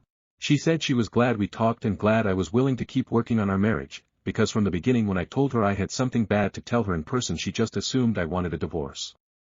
She said she's always worrying I'm going to leave her, but she's grateful for every day I don't. I promised her I don't plan to and told her I worry the same thing sometimes. It was a really good conversation. The other days, I went to her job site with her for a bit and helped out with a few things. The local kids were teasing my wife about me, which was adorable. Things aren't perfect, but they're going to be okay. Also, I know a lot of people said that my wife should leave me because what I did was as bad as a physical affair. And, confusingly, a lot of people said I did nothing wrong. I think it's somewhere in between. I did something wrong but I did stop it before it got that far. And a lot of other people say I should divorce my wife. But I'm not divorcing her. She has her flaws but she's also one of the best people I know. All of her flaws are because she's been through things that I can't even imagine. I chose to love her in spite of the things she can't give me. I will always love her. I'm not someone who can stop loving someone. Even if we divorced I'd think about her and wonder if she was okay every single day. I can't be in a relationship with another person even if I wanted to because I'd never be over her, it wouldn't be fair to them. It's my wife or no one for me. Comments were largely negative towards OOP, his wife, and the friend who said the commenters were sexist, with a few exceptions. Third post. First, the good news is my wife is pregnant again. And I'm happy about it, in spite of everything. I know. Some people in my last post were asking if I was using protection to avoid bringing more kids into the world. And honestly, no, we didn't. And I didn't want to admit that for obvious reasons. I don't have any defense for that other than I'm stupid. The other major thing is that my wife probably has OCD. Basically, my wife realized she was late and probably pregnant a long time ago, but originally didn't tell me or take a pregnancy test. She said it was like there were two different people in her head, and part of her was screaming to go get things figured out but the part of her that actually had control refused to do anything besides carry on as usual. She was too scared to take a pregnancy test and get proof that she was pregnant because she knew she wouldn't be allowed to go on her next assignment because of Zika virus. Basically it was a lot of screaming at herself to do something about it before she finally got the courage to tell her therapist what was going on and actually take the pregnancy test, so even though she got pregnant in July she hasn't had any kind of care or anything yet. Also, I guess she'd been hiding a lot of things from her therapist because she knew the therapist would make her take a break if she knew exactly what was going on in her head. So she wasn't honest with the therapist about how she felt compelled to do this job, how she felt when she wasn't doing it, etc. But she knew she needed to do right by her baby so she finally told the therapist about the pregnancy, how she was having such a hard time doing anything about it, and then everything else came out. My wife described to me a bit more about how it feels to be in her head. It's not just that she thinks God wants her to do her job. The way she said it basically, she constantly thinks about all the bad things happening in the world, everything terrible that she's ever seen, every time she could have helped someone but didn't even if she had a very good reason, and it makes her feel like she has to be working. She thought all these thoughts were God speaking to her, but she didn't tell the therapist that because she thought she wouldn't understand. She told me when she finally told the therapist, she basically asked her if she thought God was loving, and if so, why God would want her to constantly be thinking about things that made her miserable. That question finally made my wife open to accepting that she might have a mental illness rather than just having God talking to her. She is home now, a couple of weeks earlier than she was supposed to come, so she can get prenatal care ASAP and a more in-depth mental health assessment. I guess her therapist just thinks she has OCD but can't actually diagnose her or prescribe her medication or anything. I feel so bad for her and like I failed, too. I feel like I should have tried to dig with her more about what she was feeling. My wife was more open with me than the therapist about her thoughts and I feel like I knew something was wrong. But I assumed she was telling the therapist everything too, and that the therapist was helping to the best of her ability. And as much as I'm happy that I hope this means things are going to be better now, I know my wife feels awful and that makes me feel awful. Basically, she was really devout and religious growing up, but after some stuff happened to her she kind of lost her faith and felt like if God existed he didn't approve of her. I met her around then and she was definitely in a very dark place for a while. She says that when she started having her thoughts about how she could fix the world it was really reassuring because she thought she was finally getting her faith back. So it's been pretty crushing for her to not have that feeling anymore. I'm hoping her therapist is able to help her with that as well. My wife doesn't trust religious leaders anymore, so that makes it a lot harder for her to have to go through that. I believe in God, but I don't believe the same things as my wife and I'm less devout than her, so I don't always know what to say. I have told her I'm so sorry for what she's been going through, and that I'm so proud of her for finally going to her therapist for help even though it was so hard. I told her I'm glad she was open with me and I hope she knows she can rely on me for anything she needs. And I told her I'm sure God knows how hard it was for her to get help and he's proud of her too. That made her cry, I think in a good way. Anyway, she's been home a few days now and we're just taking things one day at a time. Prenatal appointments coming up next week, but we're still trying to figure out the OCD appointment stuff. So far we've just been cherishing the family time as much as possible. The best news, my wife says when she's done with maternity leave, instead of going back to work she might try to go back to school. She wants to get her master's and learn another language or two, and she says part of the reason for that is that she would have more choices in her assignments and possibly be able to work with refugees here in the US instead of traveling all over. That way we could find somewhere to live permanently as a family. She says she's not sure yet and she wants to spend some time figuring things out. But I am hopeful for the first time in a long time that we might be able to be happy together as a family someday. I am really just hoping everything turns out positively. I feel bad for being happy, since this is so hard on my wife, but I really hope it'll end up being a positive thing all around in the end. We've told my 2 closest friends who we live with about the new baby, but no one else yet except Reddit strangers. My best friend is almost as excited as me.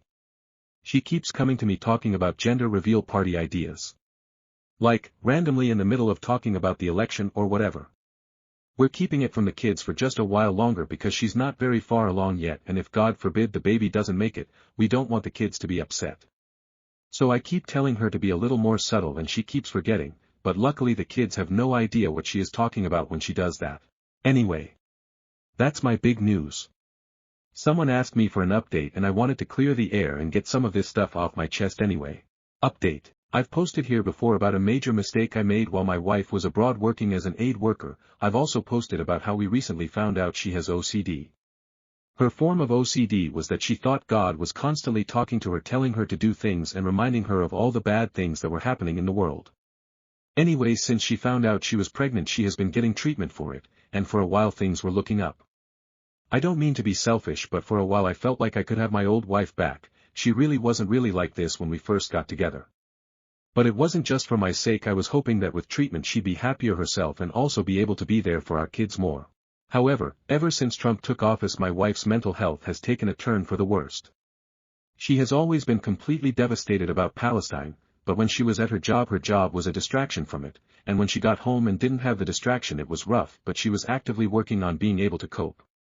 However, when Trump started cutting funding for aid programs, she found out that the organization she works for would be doing layoffs and she might not have a job to go back to. She completely lost it. Her co-workers were giving her updates from the ground. There were a lot of rumors. For a few days she was basically just curled up in bed texting, reading the news, and panicking. I didn't know how to support her during that time. Nothing I tried to do for her made a difference. She didn't want the kids to see her in that state so she just kept telling me to go spend time with them. She left her room only once during that time to go to therapy. But then the day after that she left the house without telling me to go protest by herself by walking along the main road holding a sign. Luckily she did tell my best friend where she was going, and my best friend went with her and texted me what was up. At first I was just glad she was feeling well enough to get out of bed. However, now she does this more days a week than not. She spends more time doing this than she spends with our kids.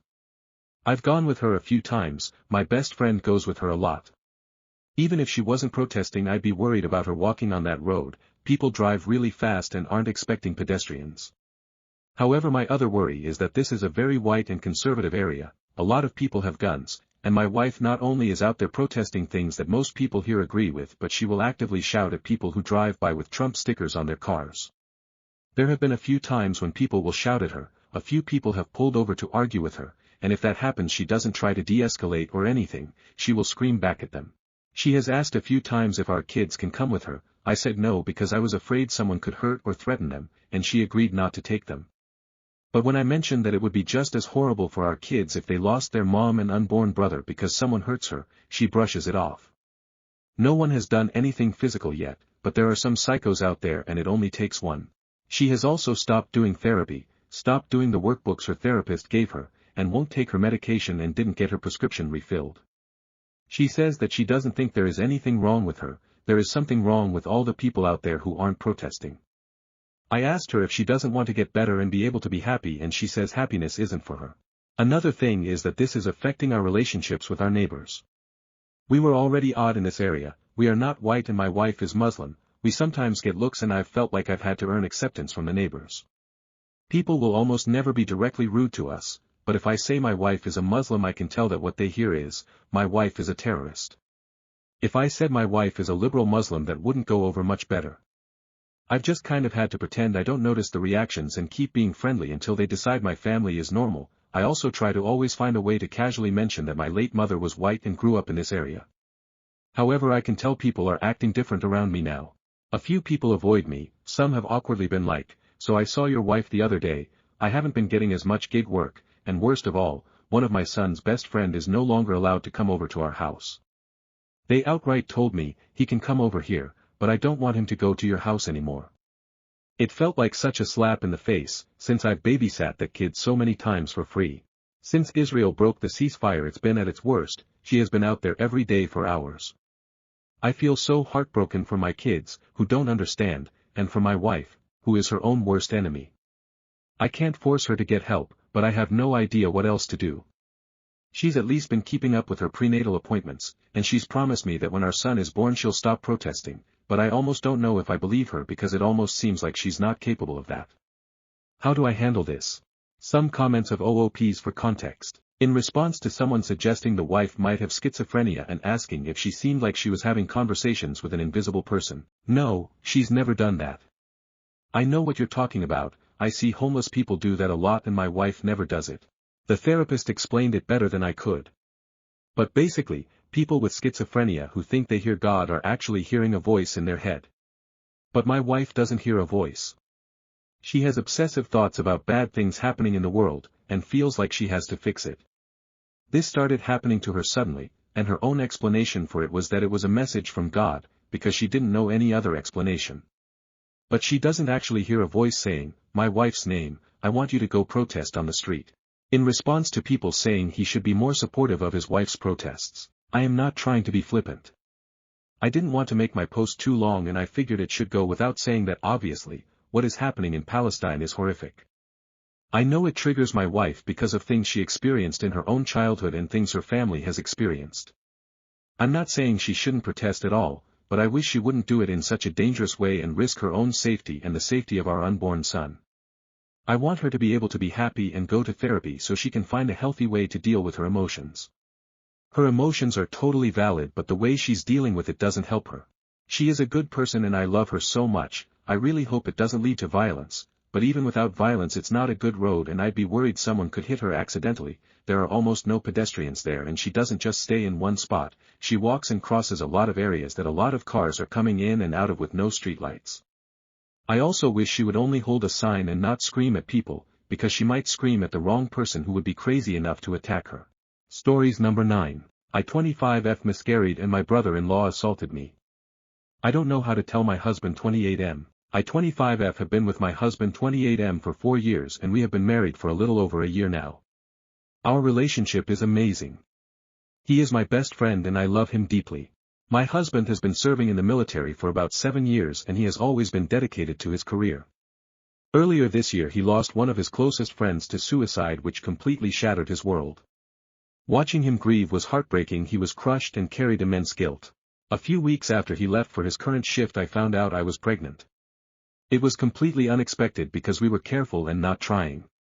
We had talked about starting a family eventually but it was not on the radar just yet. I was very scared and anxious. I had just started my new job and with my husband away having a baby in the middle of all that was not ideal. But after a few appointments I started to love the idea of having a family. After everything he had been through, I thought this could be a blessing. I planned how I would tell him in a sweet, meaningful way when we were scheduled to meet up in a few weeks. Then a couple of days after my second appointment where my OB told me things looked okay for such an early stage I started having complications. I ended up losing the baby. I was devastated. I felt blindsided and betrayed. I had imagined this future with him coming home to me and our baby. I imagined the joy on his face when he found out and how this new chapter might help us both heal.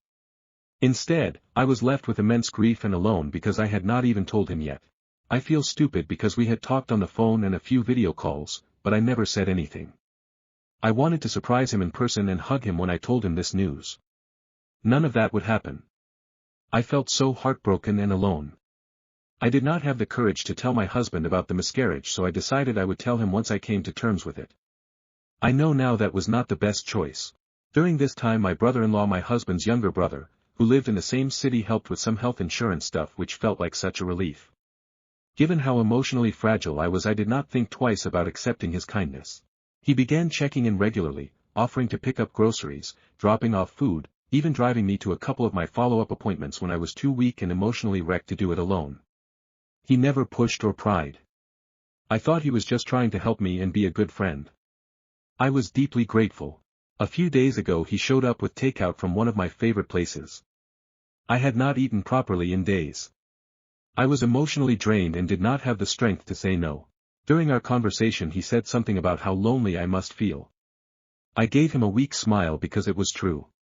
I did feel lonely without my husband.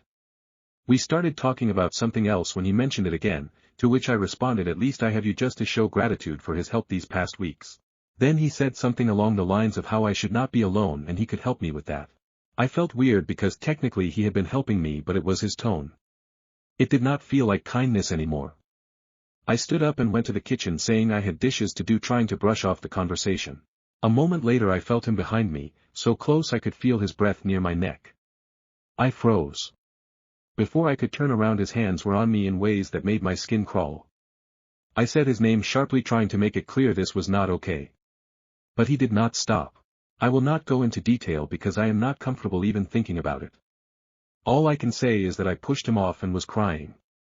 I do not remember if I said the word no, but I was saying stop. I was terrified and frozen. He kept telling me that I was grieving and that it was okay. I wanted him off me, but I could not move or scream or do anything except cry. Then I think I collapsed and fell to the floor, which is when he backed off and looked at me in a way that made me feel even sicker. There was no guilt or panic in his eyes. I just kept shivering and hyperventilating until he left. I locked every door after that and was just on the floor sobbing and shaking. This was not some stranger. This was my husband's brother. Someone who had seen me cry over the baby I lost. Someone who pretended to care. Someone I trusted. It has been 10 days. I feel dirty and broken. I keep having nightmares that all start with me opening the door for him. I regret letting him in. I throw up when I see the groceries he bought. I cannot get in my car because he drove it. I avoid the kitchen because that space feels haunted. I know I should be grateful for the help he gave me, but I do not feel any gratitude or anything positive for him anymore. I have been thinking a lot about telling my husband, but I am terrified it will break him. He is already grieving so much. I know by not telling him I am making the same mistake I made with the pregnancy, but I cannot bring myself to say the words. I am close with my MIL and SIL, and I don't know how I could tell them. How do you tell a mother or sister something like this about the person they have loved and trusted their whole lives? What if they do not believe me? I don't think I could handle that. I know none of this is my fault, but I keep blaming myself for accepting help or not seeing his true intentions. I just feel unsure and confused. His brother is at the moment acting like nothing ever happened. Radio silence from him, except he texted "Am I okay?" and he's there if I need anything on separate days. I didn't respond because it's just weird. How could he act like nothing happened and ask me that? I feel like my whole life was I don't even know. I know there is a lot to this situation that I don't have the energy to address right now, like changing locks or adding security measures, navigating our shared social circles, thinking about reporting this. I don't even know what to report, like nothing really happened but it also did. I don't know. I just want to focus on my husband at the moment and fix myself in time because I have to meet him this Saturday and he's going to know something is up the second he sees me. I've already postponed once and can't do it again. I just want to know what would be the correct way to handle this situation because I am going crazy.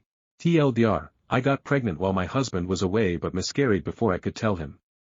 His younger brother, who was helping me through the miscarriage, crossed the line and assaulted me. I have not told my husband or his family. I am scared, confused, and don't know what to do. Comments. Commenter 1. You need to tell your husband the whole story, leaving out no detail, right away. No, it won't be easy. Do not tell your MIL or SIL before telling your husband. Reply. I know that, but I don't know what to say. I just can't say the words. I don't know how I'm going to make him understand why I didn't say anything on the million calls we've had. Commenter 2. OP, the longer you wait to tell your husband the more the brother will twist this story. You literally need to video call him and say, I know you've been grieving, so I held back telling you a lot that's been going on, but I can't hold it back any longer, and then you tell him exactly what you told us. You can even send him a link to this post while you're on the video call and tell him that you wrote this looking for advice, because you were so lost. You just need to tell him. Seriously. Guys like his brother will twist this story until everyone thinks you're lying. Commenter 3, honey, you really need help. Listen to the people telling you to call hotlines. Send this post to your husband. You got this. A therapist will help you. Reply, yes, I'll call a hotline, I think that's the best option. Later I'll get a therapist too. Stories number 10. Fiancé's childhood friend keeps trying to insert herself in our wedding. So my 31F fiancé 34M has a childhood friend 32F who keeps trying to insert herself into our wedding. She referred to him as hers, she asked if she was the best man, she's not, asked for a sample of our wedding colors so she could match outfits despite not being in the wedding party, ordered herself a black dress knowing that I am wearing black, went to my fiancé to see if I would mind if she gave a speech, venting to my mother about not being included and kept out of the loop. I honestly didn't even want to invite her, but forgot to block her from a Facebook post and now feel obligated to have her there. After my fiancé told her I didn't want her to give a speech, which I told him to do, she told him to call her when he was alone. I wasn't in the room with him when he messaged her about not giving a speech. He told me he would call her today and let me know what happens, but at this point I am ready to uninvite her to the wedding. It has been nothing but drama and stress since she got invited and I don't need the added stress. I will add that my fiancé has been supportive throughout this whole thing and said he would stick up for me if she said anything nasty about me, which I fully expect her to do. He is very much a peacekeeper and is trying to please everybody, but he will put his foot down for me when needed. Comments. Commenter 1. Uninvite her, or he also needs to tell her that she cannot wear a black dress or she will be asked to leave. Good luck. Reply, I have told him, my mother, my MOH and my best friend. They all know that if she shows up in black she is being asked to leave. Commenter 2. 20 minutes ago you said you were uninviting her, now it's she will get booted if she wears black. Which is it? Reply, I know, I am all over the place. I apologize for that. They were told before all that before the demand to talk to my fiancé alone, but odds are she is getting uninvited. Commenter 3. She's in love with him and trying to sabotage. He needs to either choose to honor a commitment to you, or keep her around. It's evident he can't have both. Reply, he already said that it's me all the way. He isn't marrying her, he's marrying me, his words. If I thought for a second he would pick her I would end the relationship. Commenter 4. I think your fiancé should have the call with her on speakerphone but with you in the room without telling her that. That way you can listen to both sides of the convo. Reply, we work opposite shifts, so he's calling her while I'm at work and will fill me in on everything later on. Update, fiancé's childhood friend keeps trying to insert herself in our wedding. My fiancé couldn't get her on the phone, but did message me and say that his brother put her in her place and we needed to uninvited her. I asked what she said about me and he sent me the screenshots about her saying all kinds of horrible things about me and bringing my child from a previous relationship into it. She kept saying I was controlling and greedy because my fiancé chose not to invite more people on his side. He finally called her and told her she was uninvited. He said she spent the whole time crying and was on the verge of a panic attack by the end of the conversation. She is apparently going to reach out to me about the receipts for the hotel that hasn't charged her yet and the outfits she bought for the wedding. I am talking to him now about distancing himself from her and what the next steps there are. Comments. Commenter 1. He needs to tell her not to reach out to you about anything, receipts or whatever. That is not your job. This is his mess and he needs to handle it. Him once again shrugging his shoulders and handing her off to you to deal with is a real problem. Commenter 2. Distancing himself. He needs to go no contact immediately. She is unstable and she hates you. Why is him speaking to her anymore still on the table? If he still wants to speak to her after this, then I would start questioning their relationship. This is ridiculous at this point and he's created all of this by not handling it a million times ago by setting a hard boundary with you as a witness. Commenter 3. Oh, not reimburse her for anything that she bought for your wedding. Unless you said you do so, she spent her money on her own. And that's her problem. Final update. My fiancé's childhood friend keeps trying to insert herself into our wedding. We are married. The wedding was completely drama-free and she didn't try to show up. She did, however, try to guilt-trip her way back to an invite before we managed to block her everywhere, but it didn't work. My husband and I are so happy. To all those who said that we won't last and who said horrible and negative things, I honestly and truly hope that you all find the happiness you deserve. Hating on people on the internet isn't going to bring you what you want, and I really hope you find it. I will not be posting anything else about mine and my husband's relationship. I came here to vent and now the drama is over and we're happily married. I don't need to worry about any more wedding drama.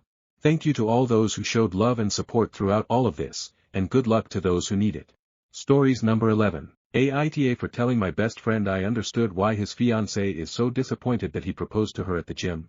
I 27F was excited when my best friend 27M told me he had proposed to his girlfriend 29F. He said he had the proposal on video. I was so confused when the video started out in woman's gym. When I saw his girlfriend on an exercise machine in the video, I had a bad feeling. She looked so shocked and she said yes. She only looked happy for 2 minutes and the rest of the time she gave an insincere smile. My best friend expressed frustration that his fiancée had confessed she wasn't happy with the proposal after he asked her why she looked so sad. He was venting to me and asked me how I feel if a guy proposed to me while I was at the gym. I guess he really expected me to agree with him, but I said I would hate it. I said I don't want to be proposed to when I'm sweaty and stinky at the gym. I basically explained to him that I understood why she was disappointed. My best friend called me shallow and a bad friend. Am I the asshole? Comments. Commenter 1. Don't ask questions you aren't ready to hear the answers to. I mean, I agree with you. A gym is an odd place to propose unless there is a specific reason for it, like that's where you met and you love that story, or that's how you bond, or whatever. He's just upset that he disappointed his fiancée and he needs to come to terms with that. Commenter 2. He's not even upset he disappointed her. He's upset she wasn't grateful for a thoughtless proposal. After all, he said OP was shallow, so what does that say about what he thinks about the fiancée? The proposal was basically a shit test, emo. Commenter 3. NTA. That's a super weird setting unless they're both major gym rats, and I'm always wary about super public proposals, because it feels like the person doing the proposing is applying pressure. He asked you, you were honest, and he didn't like your answer. That's 100% on him. My best friend called me shallow. This response actually makes it worse. This feels like the kind of thing that was basically testing the fiancée, like is she going to be a cool girl or will she be disappointed by this thoughtless proposal? If he thinks you're shallow for not liking it, what does he think about her? Your friend doesn't sound like a great dude. I wouldn't want to be proposed to at the gym. Stories number 12. Aita for correcting my MIL at a family gathering that she didn't recommend my daughter's name. It was my favorite name. I've been married to my husband for almost 2 years and our daughter is 11 months old. When we found out we were having a girl, one of the names that was immediately top contender was the name of a character I really like in a very popular movie franchise. My husband is a huge fan of the franchise too, and with time that name just became the only one that I wanted and we landed on it and then told our parents about it. I remember my MIL questioning whether phonetically there would be an alternative spelling that could cause confusion, and I had said no it wouldn't and had explained to her the subtle difference in pronunciation, and it was a whole conversation I'd had with her. Last weekend we were at my in-laws' place for a dinner, my BL and SIL were there too. So we were watching my daughter cruising along the room, using the couches as support and looking at us to see if we were looking and then laughing. My BL's wife had remarked how radiant she looked and how she'd really taken to her name literally. My SIL then said that it was a really good choice by my MIL. I was confused. I asked what she's talking about and my SIL said that my MIL had been the one to recommend the name, right? My MIL then said yeah, that she'd said it's a good name. I was literally stunned for a second and then made it clear that I'd come up with the name, how I'd known of it, and that my husband also knew of that character, and that we were dead set on the name. There were no recommendations to be had. I asked my husband to corroborate the story, which he did, uncomfortably. My MIL said names are a collective family effort, and everyone pitched in, but I still said this name was one that was very dear to me and it was one I'd come up with. Maybe I shouldn't have pushed on that a second time. That's why I'm here. When we came home and were in bed, my husband had been getting texts from his mom and sister. He said I was right in my account of what had happened, but he also told me I'd been tactless, that we know it was my name, and our daughter has a beautiful name that suits her, why make it into something that causes bitterness? And today he had a phone call with his mom, just a regular one. I asked if she was still pissed. He said she was. He said that he understood why I did it, but it wasn't the time and place. Was ITA? Update, my husband came by this on his Reddit feed FML. He wants to let us all know he never said I was an AH. Relevant comments. He said that he understood why I did it, but it wasn't the time and place. Did he happen to share with you when would have been a better time to correct your mother-in-law's revisionist history and why he didn't have a word with her and correct her himself? Big fat, NTA. No, he didn't say it, but he said it shouldn't have been clarified in front of an audience, so I'm assuming he meant when it was just me with Mil. And if she'd said this when we've had moments where it's just the two of us, I would have corrected her then. I didn't enjoy saying it in front of others, it's just that's when it was brought up. Does your husband ever stand up to his mother? Call her out when she lies, or if she says something unreasonable? Trying to determine if this is a one-off event, or if you have more than one problem on your hands. Before we got married he'd said she can be a bit much and just to sort of not mind her too much. Which is why we've been okay thus far. But this was close to my heart, and in the moment I felt I had to claim it. Mild white A. Count yourself lucky that Mil isn't like many on here who hates her grandchild's name, and there's a lot of negativity surrounding that. So what if she is taking a little ownership of the name at this late date? It just shows that she loves everything about your daughter. You and your husband know the true genesis of the name, and that's all that really matters. Downvoted. That's my husband's POV, essentially, that it was out of love, and now there's bitterness.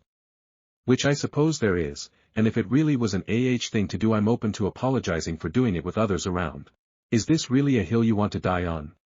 Who cares how the name came about? It's your daughter's name now and everyone is happy with it. You are making this into a much bigger thing than it needs to be. YTA. Downvoted. I don't plan on bringing it up again, it's not like something I'm going to brag about. She's my daughter, of course I'd be the one to name her. The name was a bit personal because I'd always liked it, that's why I felt like I had to clarify at the time. She's pissed that she got called out on a stupid lie. Easy solution to that is she shouldn't have lied. NTA. Thank you. And while I didn't bring it up at the time because I didn't recall in the moment, I literally have texts of me sending her a link about how that name is in the top 20, that it's not a totally out there name. Update. Hi, and thanks a lot for all the comments and verdicts in my first post, far more than I had anticipated, enough that my husband came across it too. First, I do want to clarify that my husband never said I was an he said he agreed with the facts, that our daughter's name had nothing to do with Mil, just the timing of it. But like a lot of the comments had said, perhaps setting the record clear in the moment had been the right thing to do. My Mil had been bringing up the encounter to him in passing repeatedly since then, and she was also emphasizing the way and place and time that I corrected her. She was not claiming to have recommended the name any longer. Yesterday, because my husband was having to deal with the bitterness of the situation, I had a call with my Mil. She said she was in shock at the way I had gone about it, that it's not what she'd expected of me, how fond she was of my daughter, and that decisions like these are family decisions in spirit, doesn't matter the origin of the thought. I said I understand and deeply regretted the unpleasantness, but it was a name close to my heart since I was young and had read the book, so that's why this was different to me than any other decision, like the choice of stroller for instance. My Mil brought up that I had sent her a link of how it was a very popular name back when I had told her about it the first time. I said that yes, but I'd done that after the fact, just to show it wasn't a completely out there name, and that I didn't even know what the result of the popularity of the name would be when I'd searched for it, but this name was from my heart. She said she understands and again reiterated how much she loves our daughter, and I thanked her and told her how much I appreciated it. I think I've handled the situation well. My husband too seems content after my call. A sincere thank you everyone who took the time out for my issue. Relevant comments. On the meaning of decisions like these are family decisions in spirit, doesn't matter the origin of the thought. She was just like, in a family when decisions are made we all own it regardless of who originally came up with it. She was like, making claims are not the sign of a loving family. And again, that's all well and good for some things, sure, but some stuff is just deeply personal. Fact-checking a pushy Mil in real time for the win. She is a right lively one, isn't she? By the way, OP, did anyone in Mil's family help name your SO or your SIL? I never asked that.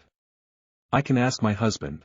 Edit. My husband can't remember, but he says his grandmother Mil's mom makes an appearance in the story about his name. He has no clue about the story of his sister or brother's name. But didn't you have to convince her of the name? To then go on and say she recommended it isn't just making a decision as a family even in spirit, that's just a straight-up fabrication. She can go around telling people she approved the name if she wants, but even that would rankle me, because decisions like a child's names are not family decisions in spirit to begin with, they're the parents' decisions. I'm glad you're okay with how things panned out and I hope this is a one-off. But I'd be on the watch for my in-law in case of further revisionism streaks, and B in case she decides other decisions that should be mine and my partner's suddenly become family decisions, in spirit or otherwise. Do not let her wiggle her way into having veto power over your decisions as a couple or as parents. Yep, I've made it clear to my husband that when it comes to our daughter, only I and he make decisions. Your MIL is an A for trying to take credit, then gaslighting you into an apology, and making you think naming a child is a group effort in spirit when there was in reality no group. Your husband is an AH for saying you were in the wrong for putting his mother in her place for lying, then not telling his mother to touch grass when she bitched about it. You are an AH to yourself for accepting this and apologizing. You are an AH to your daughter if you allow her to be raised thinking this shit is healthy or acceptable. I didn't apologize. I just acknowledged that it was sad the way things went down. Top comment. She was in shock at the way I had gone about it, that's not what she expected of me. She's chastising you because you didn't just swallow your food and let her lie and boast and exaggerate her own importance as she fully expected you to. Yeah, total narcissist. Stories number 13. Aita for refusing to go on a date with a woman because of her religion. I met a woman through some mutual friends about a year ago, and we also became friends.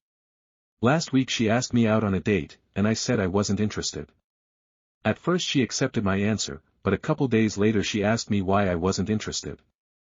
I felt awkward answering but decided to be honest and said I don't date Christians. She was a little upset by my answer and asked me if I thought that was discriminatory. I said no. She said she isn't even that religious, and I said fine, but I have my own culture and religion, and Christianity tends to consume everything else. That's just my observation from some interfaith relationships I've seen. She hasn't spoken to me since then, but I found out yesterday she's been telling our social circle about what happened. Another friend said he thinks it's discrimination too, and that I should give her a chance instead of assuming she'll try to convert me when she isn't even that religious. I don't actually think she'll try to convert me, it's just that Christians tend to assume their religion is the default, so they don't even realize when they are pushing it. I'd rather date women who aren't Christians, and honestly I'm fine waiting for a while to find one. Am I an asshole for discriminating? Comments. Commenter 1. I went out with a woman once who was a funny but I decided to give her a chance against my better judgment.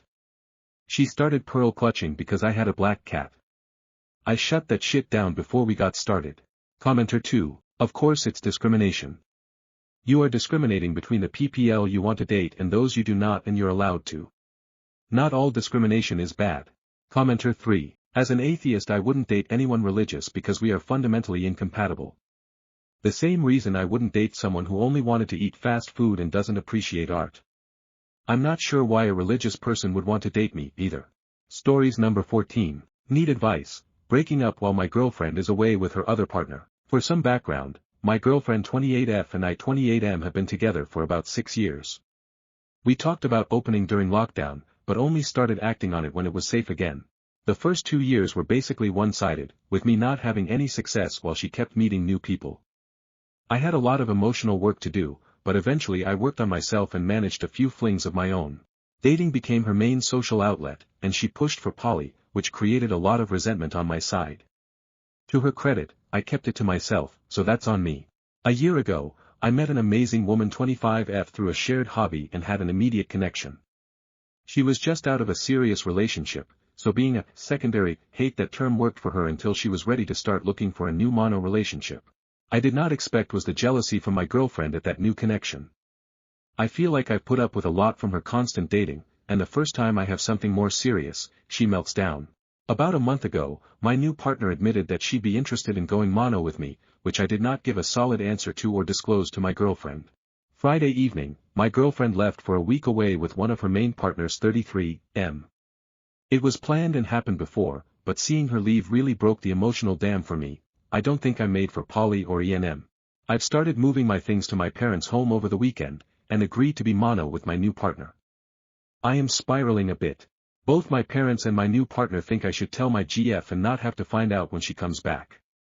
I think it's better not to ruin her vacation and to have a clean break afterward. My reasoning is that she won't be alone, she has all her partners to help her out. Also, I'll pay my share of the rent while she looks for a new apartment if she'd rather not keep our current place. What would you rather have me do if you were in my girlfriend's shoes? I'm sorry if the post is a bit all over the place. Relevant comments. Commenter 1. My ex-spouse told my meta before me that they didn't love me anymore. Honestly, it felt worse than the breakup. Please tell her soon. You've already told everyone else close to you. your soon-to-be ex should not have been the last to know. Reply, I only told my parents because I'll be crashing with them and my new partner, none of our mutual know. Commenter 2, not sure if it's right or wrong but like you, I'd probably wait until she's back from her vacation. Either way you're going to give her the bad news. Might as well let her enjoy her vacation or at very least prevent her from using that as a justification for further blame. How often do they call or update each other? Commenter 3. I mean, beyond the fact that some vacations may include unreliable cell signal or jam-packed days or time zone differences that may make communication difficult to plan for, every relationship is different. I don't talk to one of my partners unless we are together in person or if there are logistics needing sorted. We have our weekly date night, and hang out from time to time outside of that night, but we don't text or call just to talk. If I go on vacation, he doesn't expect me to check in with him. We've been together more than a decade and this works for us. OP has not been voicing his needs to his STBX. She should not be expected to read his mind. If he was acting like he was fine, seemed like he was totally accepting of Polly and her other relationships, how the fuck is she supposed to coddle his emotions? I expect my partners to loop me into their emotional needs. I'm autistic. I refuse to let people guilt me for taking them at their word and not reading their mind. If you need something in a relationship, it is your job to make that need known to your partner. Reply, yeah, we're both pretty independent people. She sent a text to let me know that they arrived safely and I'm not expecting us to get in touch much more than a good morning love you text here and there. I agree with your second point. I think I was too defensive in my post and now people are saying she's abusive or narcissist, which couldn't be further from the truth.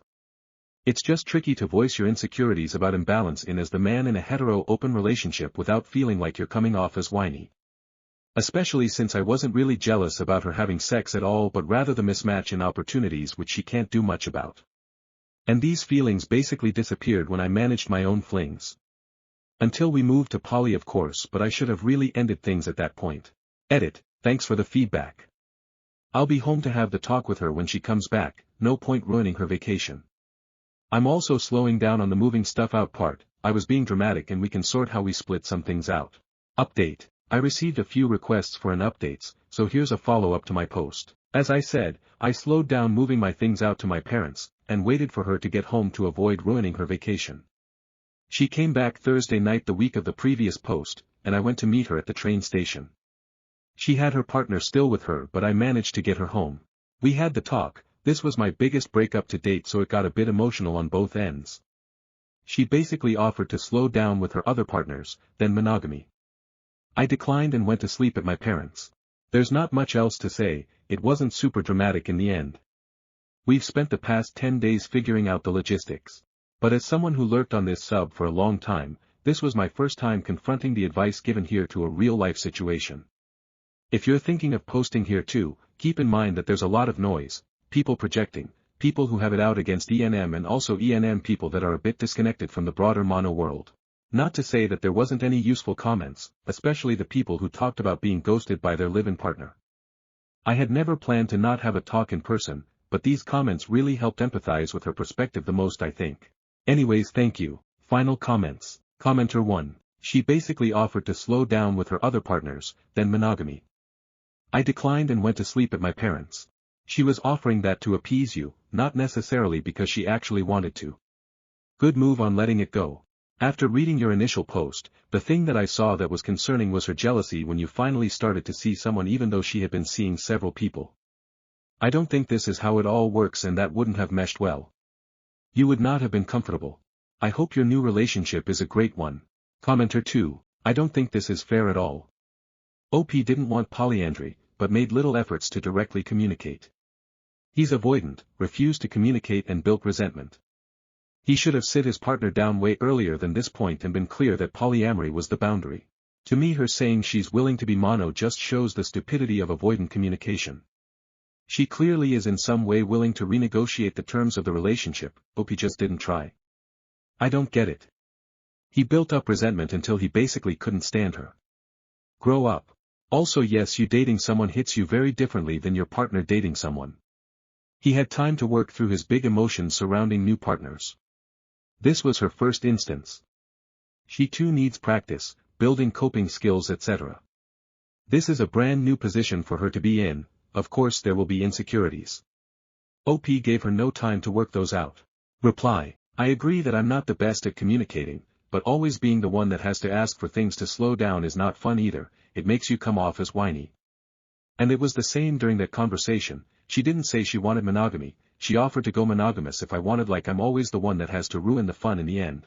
Also, she's not abusive or narcissist like some people were claiming my first post, but she had 1 year since I met my new partner to learn how to deal with jealousy. She was okay-ish when I was just hooking with random people, but I truly don't think she can handle her primary seriously dating someone else. In the end though, I think you're right, I should have pumped the brake on Polly a long time ago and just dealt with being the boring, insecure one. Commenter 3. When you were talking before you finally left, did you mention her apparent jealousy about your mention of your newfound relationship? If so, did she say anything about it? Reply. I didn't tell her we were going mono, we're keeping that to ourselves until I'm fully moved out. No point creating more drama over something that is just none of her business. Stories number 15. Aita for refusing to let my brother move back in with me after he trashed my apartment last time. My brother 27M and I 29F have always had a complicated relationship. He's the kind of person who's fun to be around in small doses, but he's irresponsible and has a habit of taking advantage of people. 2 years ago, he asked if he could crash at my apartment just for a few weeks after breaking up with his girlfriend. I agreed, thinking it wouldn't be a big deal. Those few weeks turned into 6 months of headache. He never cleaned up after himself, constantly had friends over without asking, and left beer cans and takeout containers everywhere. I came home one night to find he had hosted a full-on party in my living room without even telling me. The final straw was when I discovered he had been smoking inside against my lease and spilled something on my couch that left a permanent stain. When I told him he needed to move out, he called me up tight and acted like I was being unfair. Now fast forward to last month.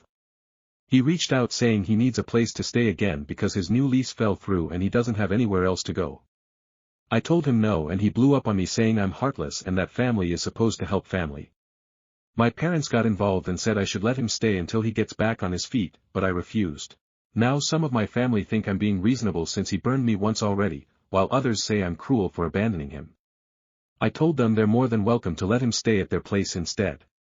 So far no takers. Comments. Commenter 1. Don't take him back. Duh. Reply. Yep, lesson learned. What's annoying is my parents and relatives who think I'm cruel just won't drop it, even though none of them are offering to let him stay at their place. Commenter 2. Funny how your family calls you cruel but somehow none of them are volunteering their couch. NTA. Reply. LOL Iker, that's what gets on my nerve the most. Commenter 3. NTA, good on you for not signing up for round 2. Reply. The part that really grates me is my parents and relatives calling me cruel and not a single one of them has even thought of taking him in themselves. Stories number 16. AIO for being uncomfortable with my dad's new shirt. My 19F dad 45M is weird. Recent years he's gotten into golfing with some of his camping friends, and is starting to get pretty serious about it. Last year him and his friend bought some titliced gear, and then shortly after that got a hat in the same titliced font that says titties. I actually thought this hat was super funny and would steal it all the time. Well, the other day I come home from work and my mom asks me if I've seen dad's new golfing shirt on the table. I hadn't, so I go out there to look and he had gotten a Happy Gilmore jersey, and a polo shirt that was filled with various sex positions. He had both of these proudly displaying on our dining room table. I was really grossed out. My mom then told me that my little sister 11F had seen the shirt too. Mom asked her if she knew what it was and my sister responded I probably shouldn't know and walked away. I told her that it was gross, inappropriate, and that it shouldn't have been left out for my sister to see. She responded by telling me that she thinks golfers have a high sex drive and that is funny and just what golfers do. All of my parents' friends ages 43 think it is hilarious and is excited for him to wear it. All of my friends ages 18 to 21 all think that it is inappropriate and isn't something a dad with a little one should proudly wear, especially in a campground full of young kids. My mom says I'm overreacting and that it's not that big of a deal. I know he's a grown adult who can wear literally whatever wants, he even has a shirt of a stick figure humping the words "fuck your feelings." But for some reason this shirt is bothering me, and my friends have come up with some creative ideas on how we can ruin it. So really, am I overreacting over this shirt? Lots of figures having sex in different positions. Comments. Commenter 1. Golfers have a high sex drive is a new one. Commenter 2. Yeah, never heard that before. Parents sounds like trashy people. Commenter 3. It would be totally fine if he was just wearing it around with his buddies. It got weird when you said your mom already showed it to your 11-year-old little sister. And then to be wearing it around other children. It is inappropriate to use around children, period. Nor, commenter 4, just point to a few of the images on the shirt and say, I've tried this position, this one too, and yeah, I want to try this one now. You'll never see the shirt again. Reply, I'm genuinely going to do this, thanks lol. Commenter 5. If he does happen to wear it outside the house, you could always loudly mention that you've seen your mom and dad do this position, that one, this other one over here, and remember that time they didn't see you but you caught them doing that position. Be sure to throw that in there too. Update comment: my dad has yet to wear the shirt around me. Haven't been camping much, but my plan is still to say which positions I have done. I will update his reaction once it happens. Update: so today my mom and dad went golfing and he wore the shirt. They left before I was awake, so I had to wait till they got home, and I did exactly what I said I was going to do. I'm sitting on the deck and my dad was walking into the camper, so I got up to talk to him. Me, hey, I've done those before. Dad, done what? Me, pokes at various spots on his shirt. Dad, you did not just say that to me, I can't believe you would do that. Get the fuck out of my camper, what's wrong with you? Did you hear what she just said to me? This is his sense of humor, so I wasn't hurt, just happy that it worked lol. He then went into the camper and immediately took the shirt off, followed by there are some truths that I don't need to hear. Later we're sitting by the fire and he starts telling the story to our friends and starts off with, you wanna know what ruined my day today? So I think it was a success and don't think he will be wearing that shirt anytime soon, rolling on the floor laughing. Comments. Commenter 1. Thank you for updating. Absolutely hilarious. Commenter 2. The way he doubled down with you wanna know what ruined my day is peak dad energy. I swear they'll defend a shirt harder than their favorite football team until you crack the right joke. Commenter 3. This shirt is like the suburban white boomer man version of the Ahigo hoodie.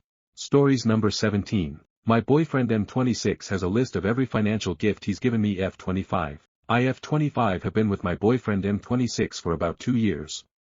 We're currently separated, but we're already thinking about moving in together.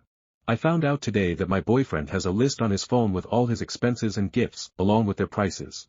He made a joke out of the blue and said that he spent exactly 26 euros on me on Valentine's Day.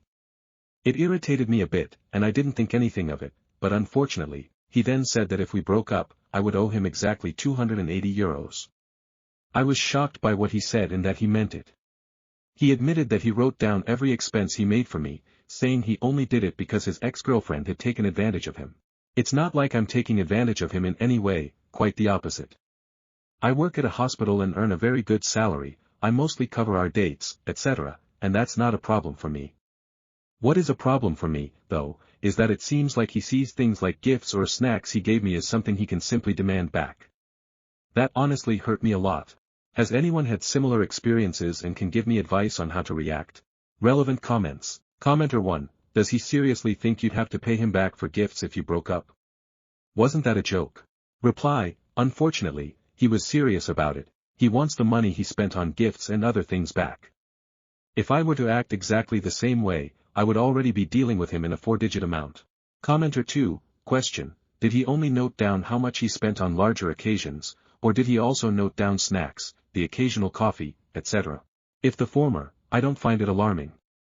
I know many family members who generally note such expenses, for example, how much they received as a gift from person XYZ for their milestone birthday, and then they can give back a corresponding amount on similar occasions. I do that sometimes, too, and note it as an expense in my budget for the respective month. If the second option is yours, I find it extremely strange and worrying. I would definitely follow up and, if in doubt, not accept anything as a gift until the matter is resolved. Otherwise, it's kind of like a temporary gift. If he's already planning this so that he has something concrete to use against you in the event of a breakup, then he's probably not ready to really commit to someone yet.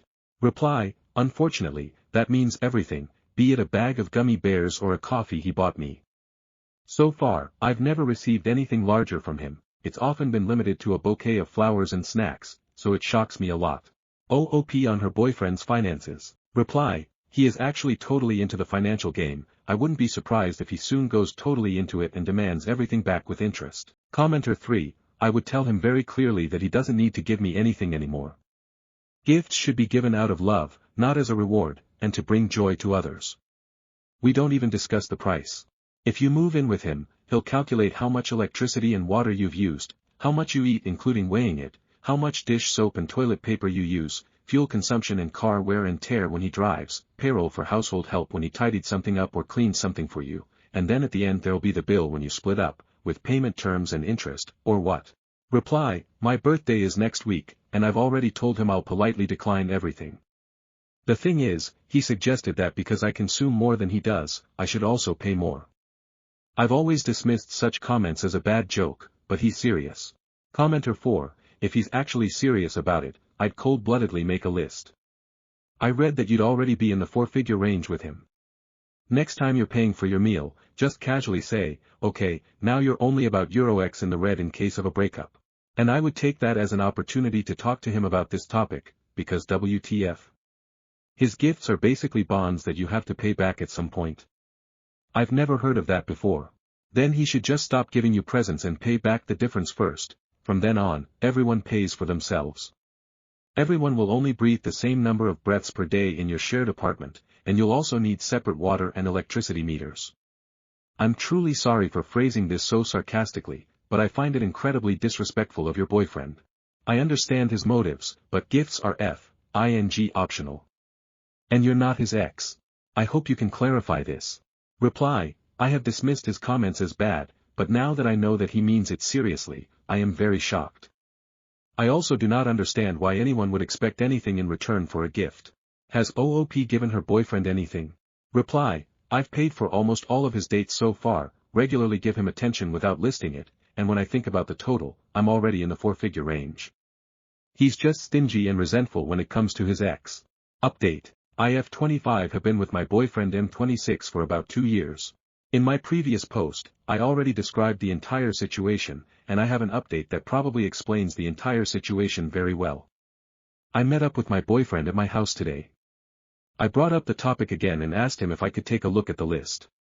He refused several times and tried to distract me from the topic until I gave him a choice: either he shows it to me and talks openly about it, or I break up with him.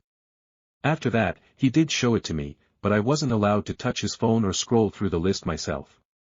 He secured the list with Face ID, which I obviously found odd, but I didn't think anything of it at first. In any case, absolutely everything was written down on the list, from a bottle of water to a bouquet of flowers. Everything he ever gave me or spent on during our entire relationship was written down there. After he closed the list and went on Instagram, however, I noticed that he had several lists on his phone. The different lists were named after different women.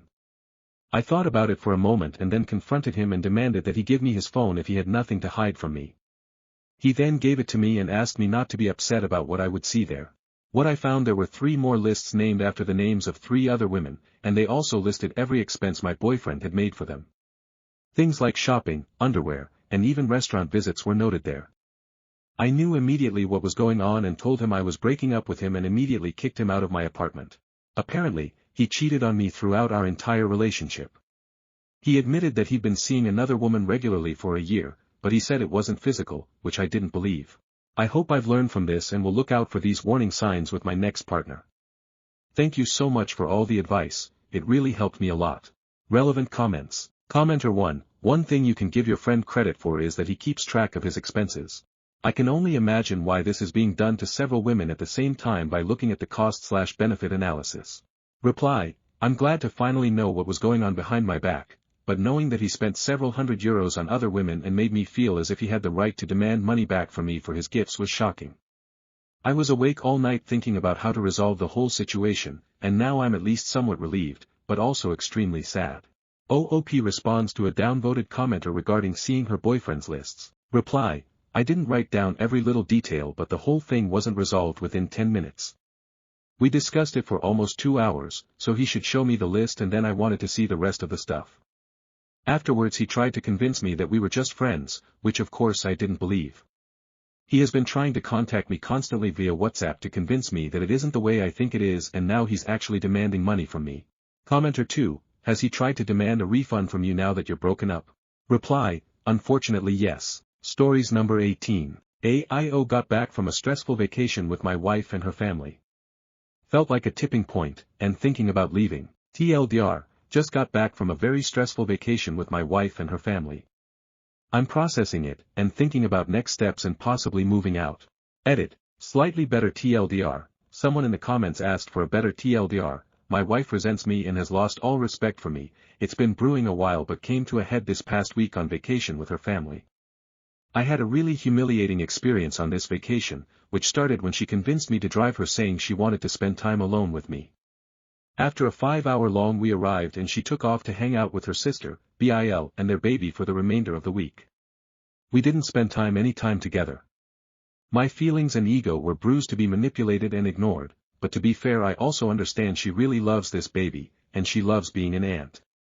And I made use of the time alone to get a lot of work done. That said, she got upset when I was leaving to go back home at the end of the week and aired her disdain for me as a husband and man in front of her sisters, Bil, and parents. Really hurtful. I still love her. I am still in love with her. I'm processing the reality that it's over. Longer version, our son is college-aged, and he backed out of this trip at the last second. I should have done the same. He sent on vacation with them last year, and had a bad time, but my wife played up the fact that she gets so few vacation days and she wanted to spend quality time with me alone. So I went. Long drive, we get there. It's already a bit tense because it's a very, very full house. My wife has a lot of sisters and brothers and their significant others. I like my wife's family, her brothers are funny and smart and nice. Her sisters are all very smart and nice individually, though together it becomes something else. My wife is especially close with her sister who lives a block away from us, and has a baby with her husband-wife's brother-in-law. I used to get along with the sister, and liked her very much. But over the past few years the sister became more meddling and negative toward me. My wife doesn't see a problem with it, she thinks her sister just wants the best for her. But even my son has noted that the sister is pretty negative toward me, and that she's done and said things that were out of line. Edit, because it was confusing, she has 2 sisters. The one with the baby who lives near us is closest in age. When we get there, I ask if there is a quiet corner to use, as I have to teach online. This is immediately met with some consternation, especially from my wife's very corporate HR brother-in-law, the new father, who rolls his eyes.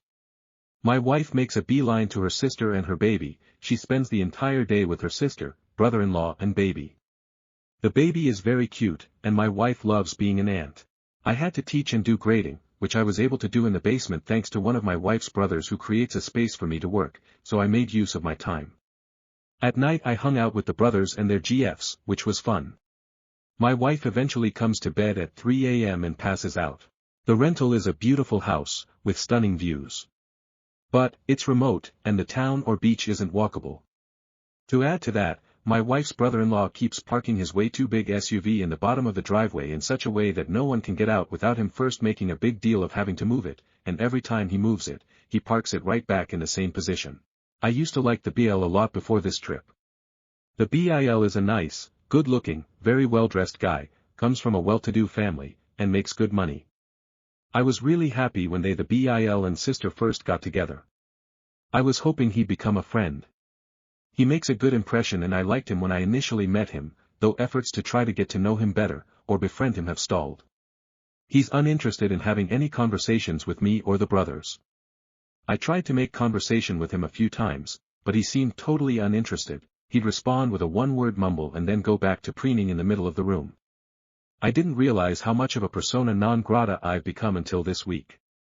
He was nice in the past, but this week he came across as self-absorbed and shallow. Edit. This is just how I felt in that moment, but to be fair they are new parents, so it comes with the territory.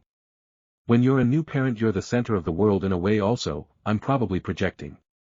They were cold to me because they are on my wife's side, which is whatever. The days went on like that, at no point did I spend any time with my wife, not even at dinner, where she sat next to the baby, the BIL and sister of course. And again, the baby is really cute. I get it. I suggested a few activities, kayaking, walks, which she ignored. Fine, it's he vacation. I felt duped for coming, but I want her to have a good time. It's awesome that she is so close to her sister and her husband and baby, and I had grading to do so I keep myself busy. That night, my wife's brothers and I were watching TV in the basement while my wife and the sisters and BIL were all upstairs. I get talking to one of the brothers' GFs who is very astute. And she picks up on the tension. This is her first time meeting everyone, and she artfully points out I can't remember her exact phrasing that the sisters and BIL come across cold and self-absorbed. I mention that new parents are often in their own world, for obvious reasons, the baby has to be the center of that universe. But she's like, sure, she mentions she has a lot of brothers and sisters too, but they almost go out of their way to be closed off and cliquish, and was worried they didn't like her. I assured her that wasn't the case, that's just how they are and they're all circling the wagons around the sister's baby, so to speak. We continue to talk, and somehow the topic of my wife calling the shots comes up, kind of an ongoing joke the brothers like to tease me. I've been in the family for 20 years and I really like the brothers. I joke that I suffer from a lot of analysis paralysis, so my wife making the decisions for us like where we live, how we spend our time, what we eat etc. is really helpful for me. The GF jokes, yeah, she definitely has a tyrannical streak. The brothers laugh. I was kind of struck by this, because it's kind of true. Wife eventually comes to bed after I've fallen asleep several hours later. Last day, the next morning the brothers leave right after breakfast. My wife and I had agreed to leave on Friday, as I had to get back. I start packing up, and my wife freaks out. She's decided we should stay another day. I explain I can't, but I can leave later in the day as I told her parents I would go for a bike ride with them. She gets really angry and calls me selfish, and tells me she has so few vacation days and she should get to say when we go back. To that I say she can take the car if she'll drive me to a train station later, or she can go home with her parents or sister, they're all going to the same place. She tries to keep the argument going but I walk away and ignore. This pisses her off. She starts following me around the house yelling at me, calling me selfish, telling me it's her vacation and she makes more money than I do, and that she'll never have sex with me again. At this point, I feel like I'm starting to have a panic attack. I wanted to leave on the spot. Her sister and brother-in-law then comfort and console her, and offer to take her back Sunday. As I mentioned, they live in our same neighborhood. So at that point, the yelling is over and she goes back to ignoring me and hanging out with them. But I'm still very anxious, and feel kind of humiliated. Then the BL took her to the beach in the SUV. I calmed down, and as promised I go on a really nice bike ride with her parents, which actually was great and calmed me down a great deal. I get back and say my goodbyes, the parents hug me goodbye, my wife and her sister and BIL are doing their own thing and ignore me. So I just left. I got stuck in a ton of traffic on the way back and had a lot of time to think. I ruminated over the argument, which is very one-sided, basically me just getting yelled at in front of everyone. I don't want to live like that, I don't want to feel bad for being a teacher, our son is in college, I don't need this. This felt like a tipping point to me. No marriage is perfect, and we've had our issues in the past, including issues caused by her sister meddling. But this trip kind of solidified we're headed toward different futures. I don't want to be treated like a chauffeur or a doormat. I went on this trip, even though it didn't fit in my work schedule, because she implored me to go and claimed she wanted to spend some quality time together. I now realize I was just a convenient driver, and when I tried to stick to my own schedule, the hammer came down. I love my wife, and I am still in love with her. I have zero interest in dating anyone, or even getting divorced. But I don't like who she is around these people, and I don't want to orient my life around them. I would never tell her not to spend time with her sister or BAL, and it's awesome she loves being an aunt. I'm considering moving out. Of course, money is a factor and I can't afford much right now. I'm researching rooms to rent in shared apartments about an hour away, which would be about what I could afford while also paying my half of our current place. I'm also considering filing a separation agreement. I don't want to get divorced, but I think some space would be healthy. Update. Writing this out and responding to a lot of your comments has been really cathartic, and many of the comments have observed things out that I didn't previously comprehend. I also really appreciate the empathy and understanding in your own perspectives. I wanted to respond to some questions, comments generally, one-sided. A number of commenters have pointed out that I'm being way too one-sided. True. If I'm honest with myself, a lot of their complaints about me are legitimate. I'm very messy/disorganized. Without doxing myself too much, I'm what the kids call neurodivergent and I have a bad anxiety condition. Part of the root of my anxiety relates back to an illness I had many years ago before I met my wife. I almost died, and definitely still have some PTSD. This anxiety has definitely contributed to my inability to make decisions, analysis paralysis and other, regrettable habits and traits. I also have student debt, one of my great regrets. I don't make a lot of money as a teacher. I'm not blameless here. Baby fever. A number of you have insightfully pointed out that she has baby fever, which is amplified by the empty nest of our son moving out. She loves being an aunt. I also think she is angry at me, and resentful, for us not having another baby. Without getting into it, we had a couple of miscarriages that were tough on her years ago, not recent, and I wasn't as supportive emotionally as I should have been. I always thought we would have another, but after the last miscarriage she was done trying at least with me.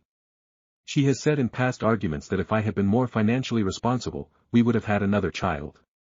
I will always feel awful about that.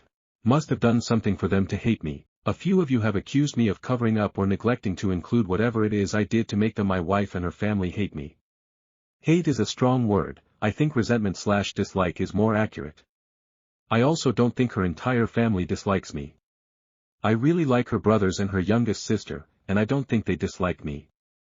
I think her dad also likes me as a person, but believes I'm unsuccessful. More on this below. My wife's sister and MIL and BIL are the only ones that actively dislike me, but I think that's mostly because of what my wife has told them about me. I mentioned part of the reason my son didn't want to go on this vacation is that he had a bad experience on a vacation with them in the past that I did not go on. One of the things is that my wife's sister and MIL made jokes about me being unsuccessful. They also made comments to my son, as he was looking ahead to college, that he needs to be strategic about his major because he doesn't want to wind up like me. My son got upset at that and had an argument with them. Her sister and MIL have also made comments, sometimes even in front of me or my son, about how guys my wife knew in high school, including one ex-BF, who are doing so well financially. A couple years ago, the mom was drinking and made a comment over Christmas, "Imagine if you had married X instead." I think in their family, there are really only two suitable career paths, something high-paying in corporate like finance, corporate, HR or leadership, etc., and lawyer. Why did she suddenly change her mind about you? Something must have happened. A while back I had an admin job that had a fancy title, but was actually a soul-crushing shitty job and I hated it. I completely burned out on it during the pandemic and got depressed and left the role to go back to teaching when the pandemic ended. I talked to my wife before making the decision, she told me not to do it. I hung on for a few more months, but I ended up doing it anyway. My wife was furious. I thought, with time, things would go back to how they were. Now I realize this was probably a line in the sand that I've been in denial about. She lost esteem and respect for me, and it's never come back. I think in her mind, as an admin, I was on a path to real success, and I fucked it up. No affair. A lot of comments are suggesting I'm blind or in denial for not seeing that she's having an affair with the BIL. I am very confident she's not having an affair with the BIL. She loves her sister, and she would never, ever do that to her.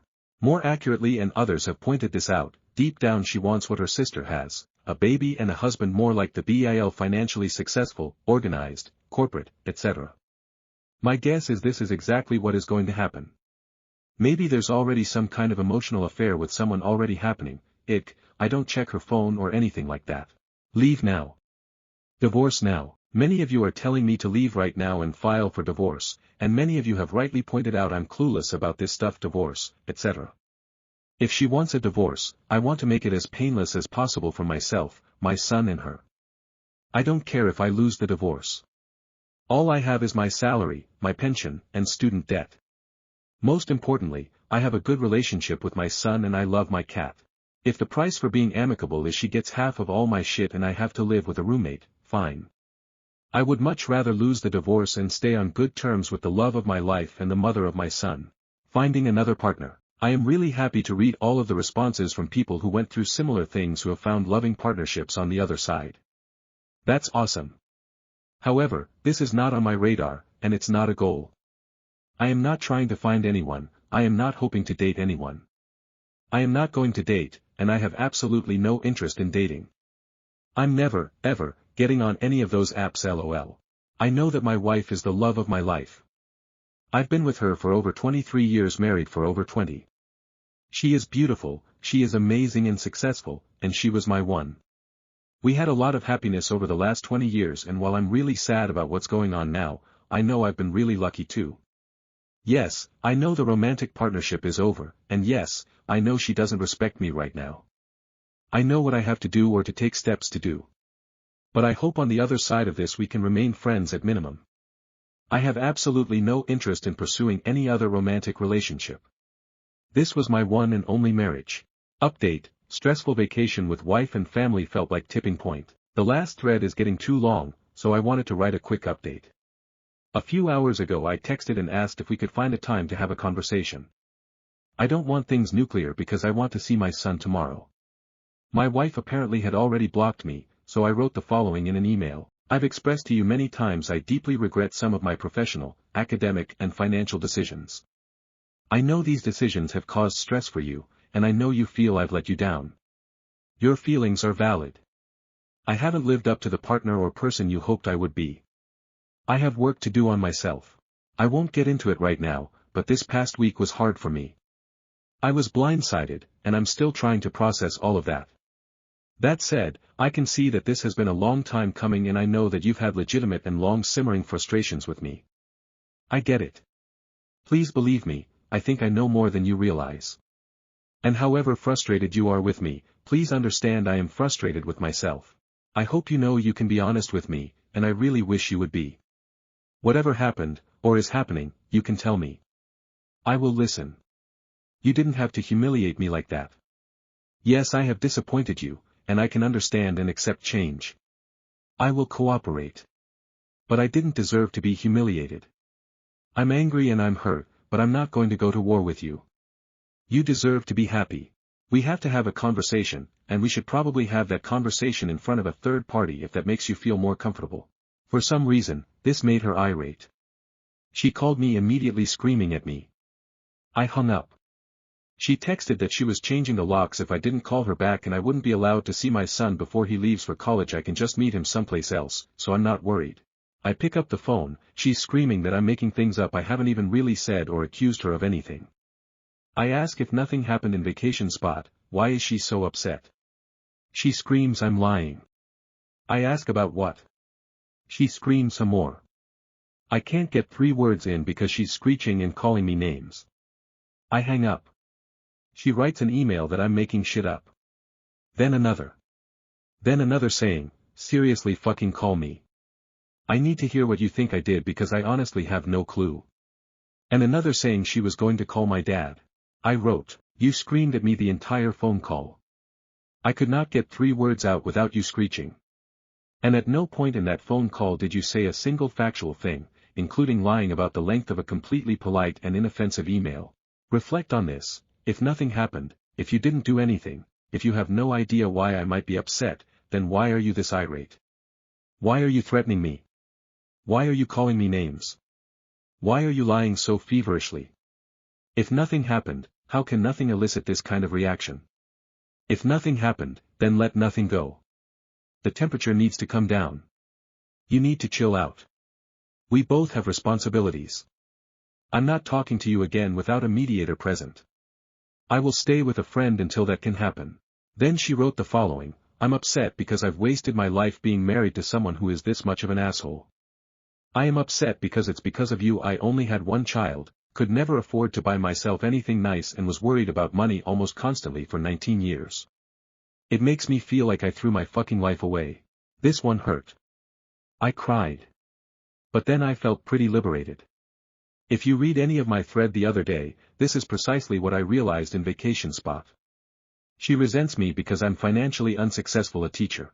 My response I think this is pretty good. I've wasted my life being married to someone who is this much of an asshole. I am upset because it's because of you I only had 1 child, could never afford to buy myself anything nice and was worried about money almost constantly for 19 years. It makes me feel like I threw my fucking life away. If I were to imagine what you really, truly thought about me, deep in your heart, I would have come close to this, but it wouldn't have been this cruel. But I'm glad you put it in writing. And for the record, I didn't cause your miscarriages. I'm sorry they happened, and I'm heartbroken we didn't have another child. Son's name is the greatest kid, we got really lucky with him. But I am not the reason you had miscarriages. I'm not. I did not cause your miscarriages. I'm sorry you feel I was such a shitty husband, I know I've been a disappointment to you. But this is not only an insanely shitty thing to continuously accuse someone of, it's also irreconcilable. And by the way, I'm still fertile. I was never the problem. Again, I'm really sorry you felt so financially insecure with me. I'm sorry you feel I let you down financially. I already said all of this in my earlier email, by the way. You know, the one which you are so upset about because nothing happened in Cape Cod, right? I did not realize how important money was to you, and I'm sorry my professional goals didn't align with the lifestyle you wanted and deserved. And you do deserve it, you're smart and successful.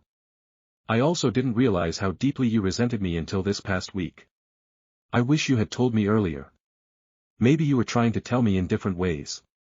No one should live with someone they resent and despise. Message heard. I'm sorry you feel you wasted your time with me. I'm sorry I don't have a shit-licking corporate HR paycheck. But for the record, I thought we had some really, really good years. You were the love of my life and I treated you like the love of my life. I've never once cheated. I've never once betrayed you or humiliated you. I know I'm a professional failure in your eyes and your family's eyes, and that is what it is, but for the record I've always had a job, and I always will. I'll teach until I die, but I'll never be rich. And my life has added value to society, and that's something you can never say about any of the men you crush on and admire. I hope you get exactly what you want. You need to find someone more aligned with your values. I do not share them, and I never will. Good luck. She's trying to walk it back now, but I'm not engaging. I'm glad she said what she said and put it in writing. I'm going to contact a lawyer in the morning. Quick update, after the exchange of nasty emails, texts and phone calls she asked to talk again on the phone. She was a lot calmer, listened, and apologized for her behavior. I made it clear I needed space, was going to look for a room, and agreed to counseling. But, then this morning I woke up to a lot of texts saying that I had made it all up and that she never said the things I hallucinated she did. She claims I was tired and misinterpreted. And she wants me to come home lol. I wrote back that this is a non-starter for me. I know what happened, and what I experienced, and she even put her feelings in writing. It's one thing if she admits it, takes accountability, and we agree to work together with a counselor toward whatever happens next, peaceful cooperative separation, divorce, whatever. But if she's going to pretend nothing happened, then nothing will change, and that means I have to GTFO for good. I'm reaching out to a family lawyer to set up a consultation this morning and staying with friends again tonight. Edit. Some of you are claiming I accused her of having an affair. I never accused her of having an affair. If you read my last thread, I explicitly said I don't think she's having an affair. What I was referring to in my email was her behavior toward me, screaming at me in front of her family, treating me like shit the entire time, etc. Many of you are saying I, in fact, did cause her miscarriages. I did not. I'm not going to go into it. Also, it was below the belt to bring it up, I feel bad for that. But I was responding to the accusation that I am the sole reason she only had one child and her belief that my lack of financial success caused her to have the miscarriages.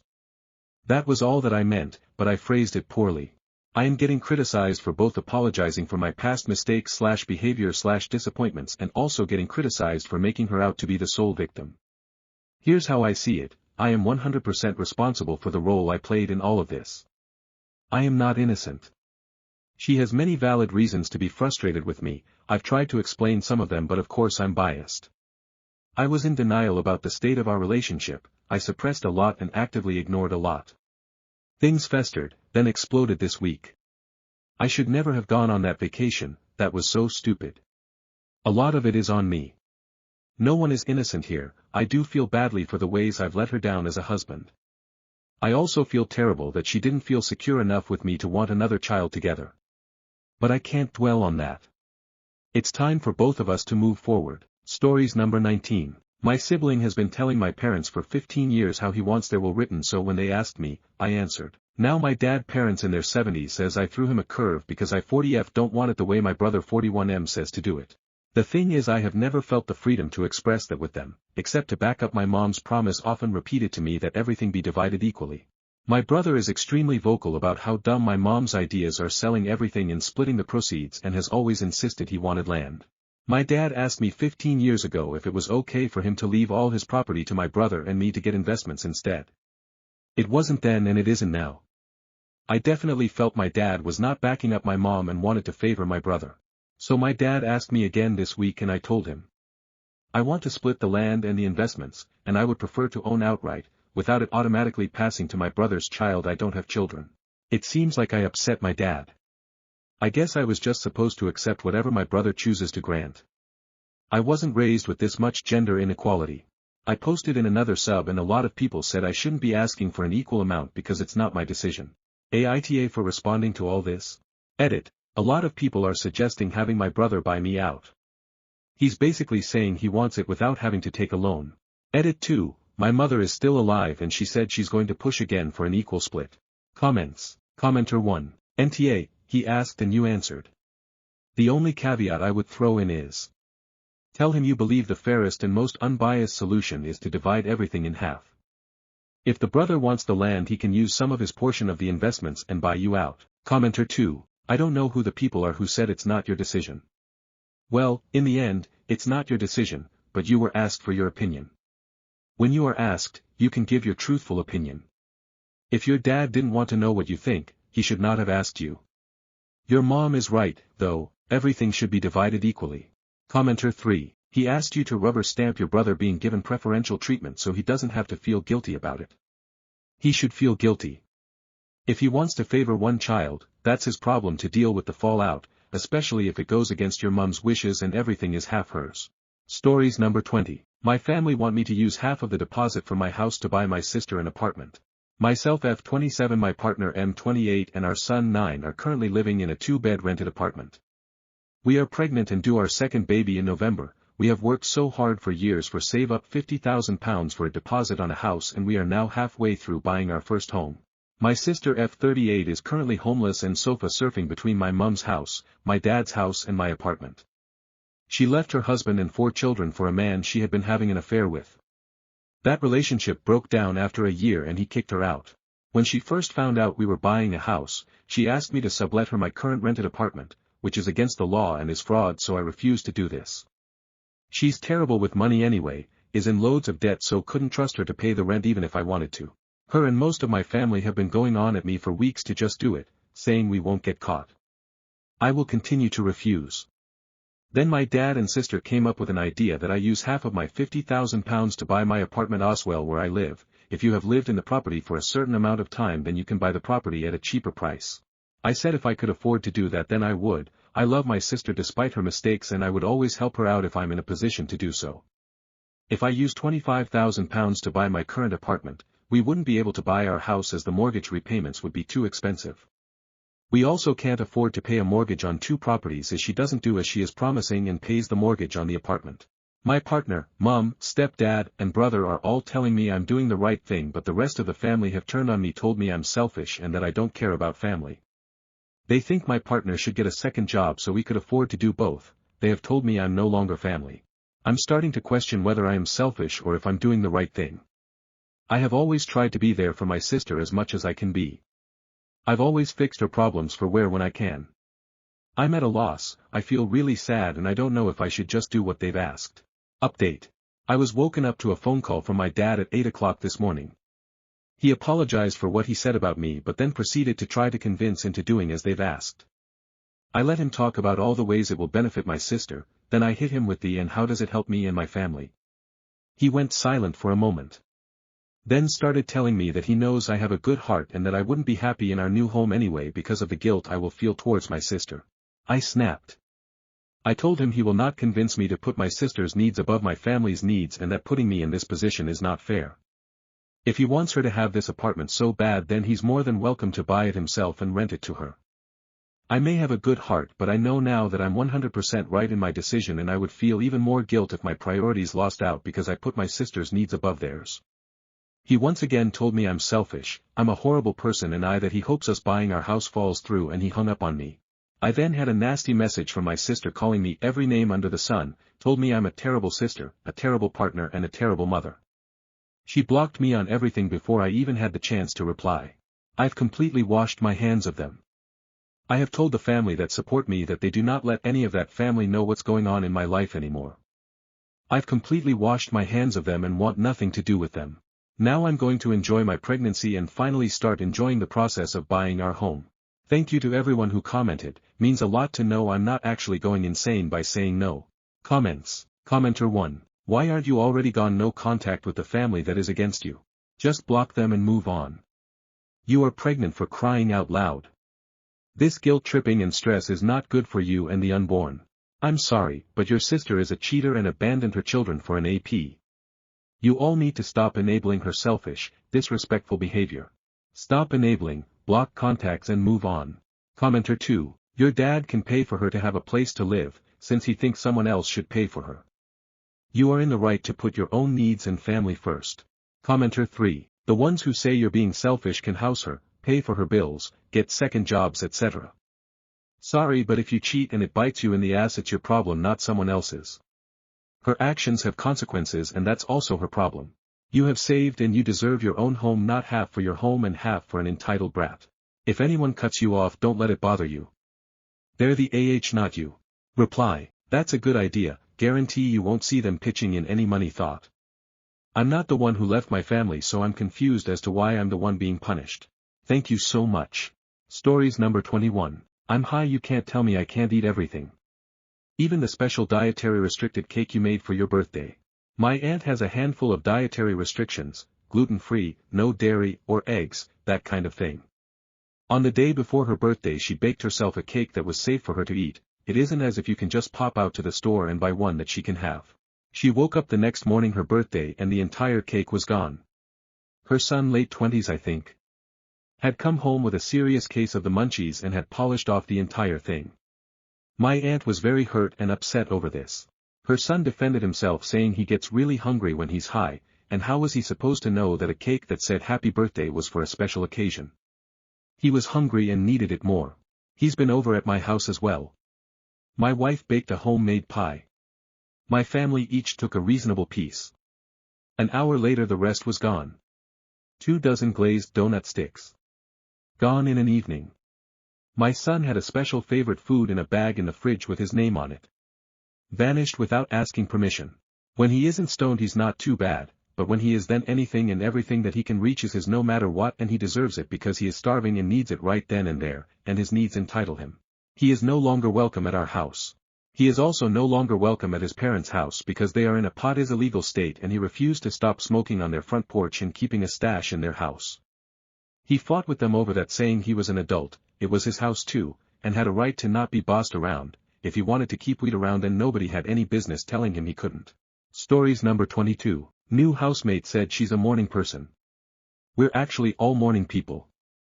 But her morning starts at 3 a.m. For housemates in a shared house situation. New housemate moved in 6 weeks ago. We did as much due diligence as anyone can in this situation, asked questions about lifestyle, cleaning habits, schedule, income. When we got to daily schedules, we told her we tended to be early to bed and morning people, most of us getting up between 6 and 7 a.m., and in bed by 10 p.m. on weeknights. She said that was great, and she also was an early to bed / early rising person. When she moved in though, she told us what that meant. She gets up to go to the gym at 3 a.m. every day, preferring it because the gym is crowded later in the day or in the evenings. The departure isn't quiet, it wakes up the entire house. She comes home around 4:45 a.m., where her golden retriever bounces around the house, chomps on squeaky toys and generally makes a racket. She takes him out for a walk at 5 a.m. and comes back at 5:30 a.m., at which point he again bounds excitedly through the house, sometimes with and sometimes without squeaky toys, and she goes about her morning routine, making breakfast, showering, watching YouTube. The routine finishes around 6 a.m. She leaves for work around 7:30 to 8 a.m. I've invested in sound paneling for my door and a white noise machine. My housemate gets up at 1 a.m. to put on noise-canceling headphones to sleep, because if she puts them on any earlier the battery won't last through the housemate's morning routine. We're exhausted, sleep-deprived, and the new housemate hasn't offered anything in the way of an adjustment other than to blame how noisy the house is. Suffice to say, none of us had any idea 3 a.m. is what she meant when she said she was a morning person. TLDR. Is it overreacting to consider a 3 a.m. to 6 a.m. noisy morning routine obnoxious vampire hours rather than morning person? Stories number 23. Can't find my favorite shoes anymore. Please help. These have been my favorite sandals since 2015, and as you can tell, they are in rough shape. I got them at TJ Maxx in 2015. I haven't been able to find them or anything like them. I know they are gladiator sandals, but besides that I don't know anything about them. My favorite things about them are the click-clacky little heels, the buckles all the way up. If anyone has a recommendations for something similar, please tell me. My husband is tired of super gluing pieces back together, lol. Additional details in Ask Cobbler sub. I got absolutely destroyed over these shoes in the shoe Reddit. Some people said to ask if these are reparable on here. They are my favorite sandals and I've had them for 10 years. They are finally at the point where my husband says super glue won't help. I can't find them for sale in my size anywhere, so I thought I'd see if a cobbler could help them out. Comments, from askreddit sub. Comment 1, it will cost you more than to order custom ones. It's possible, but expensive. Reply, gotcha. Thank you. I have been trying to find out more about getting custom shoes made. I don't think there's anything like that in my area, so I've been looking online. I appreciate your response. Comment 2, damn, you fought off a shit ton of lions and angry captives if these are this worn out. Reply, does an angry X and crazy MIL count? Comment 3, get some more from your Legion's Prefects Castro rum, they should be free. Reply, I'm American. Nothing is truly free. Comments, from Shoes sub. Comment 1, have you tried ancient Greece? Reply, not yet. I'm getting desperate though, so if you know of a good time machine let me know. Comment 2, are those the Marcus Aurelius 177s? Comment 3, these are the John 316s if I'm not mistaken. They look begotten AF. Comment 4, holy crap, I genuinely googled this thinking that was the name of the shoes. Comment 5, I would imagine this is what Jesus wore. Reply, when I find him I'll ask him. Comment 6, did you take the photo before or after the gladiator battle? Reply, thanks for the laugh. This what they look like after battling 10 summers, many gluing operations, and some dog chews. Comment 7, I'm not sure but all of these comments are cracking me up and I also hate these sandals. Reply, OMG you found them. Thank you so much. Commenter 8, unfortunately, they are sold out in all sizes. Apparently many other people like them too. It sucks when you do some detective work to find an elusive style of shoes, only to find out they are sold out. I sincerely wish you luck. Meanwhile, I would take your current pair to a cobbler. Such a cool looking pair of sandals. Reply, thank you for the sandal appreciation. Lots of people have been hating on them LMAO. I'm going to take them to a repair shop and see what they can do and how much it would be and then decide if it's just time to part with them. Reply, now I have to hope for a restock. Commenter 9, what size are you, and I'll request a restock, too, for you. Reply, I'm a 7. That's so sweet of you. I appreciate it. I'm like halfway to accepting I might just need to find a slightly different pair. Commenter 10, TBH, I don't know LOL. I just have raging ADHD and a lot of chores I should be doing, so instead I Google stuff for strangers online for dopamine hits. The seller called them aviator sandals, so it's no wonder you had trouble finding them. Reply, I feel that all too well. I appreciate your chores procrastination though. I was able to order them. Update. OP's best friend here, she can't comment right now due to technical difficulties, either cursed by the shoe gods or all the karma fried her phone, hard to say. But, to the absolute legend who found the shoes in a 7.5, her husband has officially ordered them. Even he agreed the wear and tear had become a public safety hazard. I think she nearly wept. She may have sung. She definitely whispered thank you, internet angel, into the Reddit void. You, kind stranger, are now the patron saint of perfect shoes. You should be expecting a fruit basket or plaque of some sort, though you'll probably have to order it yourself. Update 2, thank you to the amazing person who found my shoes. I honestly barely recognize them new. I got many new shoe recommendations, laughs, and eye rolls from my original post, so thank you everyone for that as well. To answer the main question, no, I'm not a gladiator. Just a broke girl who loved her shoes and couldn't justify new ones until the sole fell off. I'm ready to ignore fashion trends for another 10 years now though. Who knows, maybe the Mark Anthony's 2015 BCs will make a comeback in the future. Comments. Comment 1, the OG Jerusalem 500s are sick. Comment 2, dude, thank God, those needed retired 40k miles ago LOL. Reply, according to lots of people I should have retired them 4,000 years ago. Comment 3, blessed are we. Our gladiator lives to fight another day. Rolling on the floor laughing, rolling on the floor laughing. Reply, ready to be sent back to the Colosseum. Comment 4, I have honestly thought about your shoe hunt at least 10 times since your first post. This is an incredibly satisfying update. I am so happy for you. Comment 5, I literally just wonder this morning if that lady from Reddit found her shoes. We were rooting for you. Stories number 24. Influencer neighbors put me in the hospital. I live in an apartment complex that has the worst neighbors. Most of everyone here is okay except this one couple. They're constantly making TikToks and YouTube videos about everyone that lives here and all of it is lies. I lost my husband last February due to a heart attack. In an instant I became a single mom and struggling to cope with my new normal. Most of my neighbors were very sweet and offered condolences.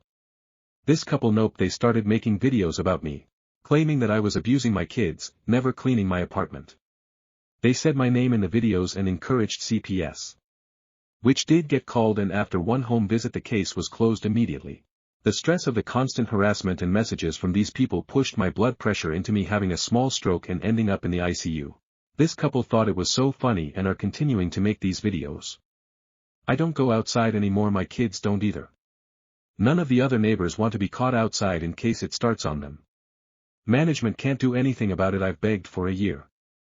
I just wish they would move. Relevant comments. Commenter 1, have you spoken to the landlord? Reply, I have spoken to the property manager and home office. This couple also make videos about the property manager and record everything that's said in the office so they can play the victim. Can OOP get a lawyer and sue? Reply, I can't afford a lawyer and I tried to get a restraining order but our county attorney said no under the freedom of speech. He's very familiar with this couple because they sue everyone. I can't afford a lawyer sadly and the county attorney won't help with a harassment case, I done tried that. Commenter 2, also maybe call the police. You might be able to do a cease and desist or restraining order. Reply, every cop here knows them. They're small town famous for being the most hated people in town. But they help the police by ratting on drug dealers so the cops don't do anything to them. Commenter 3, seeing all your replies and given the situation, it may be in your best interest to find another place to live. With the cops not helping and you not being able to afford a lawyer, I don't see how there's anything else you can do. They've already rejected you for a restraining order, you could try getting a cease and desist order written up for them, but given they have connections with the police it's doubtful. Do you have any family you can temporarily move in with? I am curious also, what exactly are these people making content about involving you? If you're not talking or interacting with these people and are avoiding them at all costs, what are they making these videos about? Are they stalking you? Have you tried to go higher up the chain of the police force that's local to you? If the chief of police is corrupt, then find out who their boss is and contact them to explain the situation and the intentional lack of support from the police. Reply, their videos are about me and about 2 other neighbors. They claim that my kids don't have clean clothes, which is a lie. Our complex has washer and dryers connected to the property management office, we have to pay to use them. I have the app for the machines that show how much I use it weekly. They claim that dogs have been removed from my apartment, but I don't have any dogs, my son is allergic. They claim that another neighbor is a drug dealer and has a vicious dog. He doesn't, he's like me, refuses to come outside. They claim that my kids are bullies at school even though they don't have any children under 18. And the guy is not allowed on any of the county school's property due to restraining orders. They tried to say my kids have put holes in the walls, but the complex has monthly inspections, so that's been proven false. Update to influencer neighbors put me in the hospital. I had a lot of comments asking me to name and shame. I didn't, because not only do they use my name and my kids' faces in their videos, they also use other neighbors. Going through this has me paranoid enough. The good news is they're moving. They got evicted after starting a war with the property manager. They recorded conversations in the main office and started arguments. One would think it would make them stop, but nope, it keeps going. 2 weeks ago a group of us parents were standing outside talking when the influencer wife walked over and started a fight with us. I couldn't hold back anymore and I let almost a year frustration out on her. We both yelled at each other and I got to say everything I ever wanted to ask, well as the other parents. She ran back inside with her phone and claimed we bullied her. Now she records everyone at the bus stop daily claiming we're all doing things we're not. Her followers are still believing everything, but at least it's almost over. Relevant comments. Commenter 1, surely showing other people's kids in their videos is a legal minefield for them. I would imagine solicitors would make mincemeat of them. Commenter 2, not only that, depending on the size of the channel, some other YouTubers would have a field day with it as well. Reply, it's TikTok and YouTube, the husband does YouTube and the wife does TikTok. TikTok refuses to remove the videos of our kids. Commenter 3, you should speak the manager about their plan for when they do leave. She should be formally trespassed, her mailbox should be marked vacant and everyone should be aware she's no longer allowed at the property so people are on the lookout. TBH, if she's recording a bus stop I might even go to the school/police about that as well, especially if she has no kids there. Best bet once they move she will probably start a shit storm. Hopefully not, but ours did. I really thought she's being forced to move, she won't be an issue anymore, but I was wrong and all she did was escalate. She blamed us for her bad behavior. Keep a close eye on her videos. Reply, I'm fully expecting a big dramatic exit in hell for a few months after they leave. But they have spent a year calling CPS, animal control, code enforcement and the government that none of the officials will respond to their calls. Commenter 4, so they are filing multiple false reports. Call your district attorney's office and talk to them about it. They may find an agency willing to charge the neighbor. Give the DA a clear and truthful story about what they have done and effects, but not a total sob story. Being very emotional with them might not work, but truth and facts will. Reply, I have, but I'm not the first person that they have went at, so the DA told me he wouldn't do anything to them and to wait until they gets bored of me. Commenter 5, why aren't you and your neighbors filing complaints with YouTube? There are policies about harassment, bullying, misinformation, etc. All of this applies here. If you violate them, there are repercussions for those actions, and I'm sure for the more serious ones that would include expulsion from the platform. I just don't get why an entire apartment complex has continued to suffer without taking actionable steps to hold them accountable for their behavior. Reply, their channels get taken down and they make new ones. The husband is very hated on YouTube and TikTok refuses to do anything about the reports people have made. Stories number 25. Found my aunt's hidden diary and the secrets inside are devastating and horrific. I have written this out, deleted it and rewritten it about a dozen times. There is a super long and super complicated backstory. I've decided I can post that at another time. This whole thing is so fucking horrific and I just don't know what to do about it. I haven't told anyone. But I need help on how to move forward, or if at all. My family history on my dad's side is weird. My dad used to say Stephen King could write a series about this family. I never understood what he meant by that because King writes horror books. I think I finally found out what he meant. My uncle, we will call him Bill, Dad's younger brother, inherited my grandmother's house after she died. Bill lived in that house, with my grandmother, his entire life. He never moved out. Never had a girlfriend. Never had children. Never even brought a friend over. There is an attached apartment at the back of the house. My aunt, we will call her Jane, Dad's older sister, lived in that apartment for 25-ish years. Jane had a son, we will call him Jack, my cousin. Jack was born with developmental disabilities. We were always told he was born with FAS, fetal alcohol syndrome, and that my aunt tried to abort him by drinking excessively. Bill inherited the house after my grandmother died. A year later, Jane died, leaving Bill as Jack's legal guardian. Jack's disabilities called for him to have a legal guardian for his entire life. Jack had a dad, who was never around much, but we all knew who he was. So we were all confused when Jack's dad didn't gain custody of Jack after Jane's death. Jack passed away from complications due to his disability almost 13 years after his mom. Jack lived in the attached apartment alone, while Bill lived in the main house, alone. A couple of years after Jack's death, I approached my uncle and asked if I could move into the apartment temporarily so that I could save to buy a house. This was at the end of 2019. When COVID hit, that temporary stay was extended. I paid Bill rent, fixed things around the property, kept things tidy, ran errands for Bill, etc. But Bill would randomly verbally attack me and threaten to kick me out. I informed him it didn't work that way and he would need to evict me. I would remind of the law, he would back down for a while. I never understood why he would out of nowhere come knock on my door and start threatening me. I was quiet, respectful, and always paid rent on time. I was doing some DIY home renovations and discovered a strange soft spot on the wall, like it had been patched with just paper and spackle. I decided to fix that patch, and when I tore the old patch off there was a little compartment with some items in it. Most importantly, a diary. I sat on the floor and opened the diary. It was Jane's. Here is where the horror begins. Jane had been terribly abused by my family.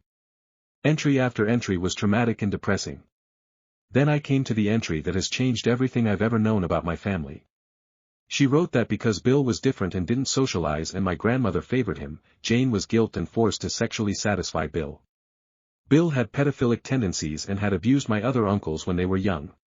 Bill needed release so that he wouldn't succumb to his urges. Because my grandmother and Bill took care of Jane, let her live in the apartment for free, gave her money, provided her transportation, etc., they said she owed them. They also said because she was a low-life slut, she was on good at one thing.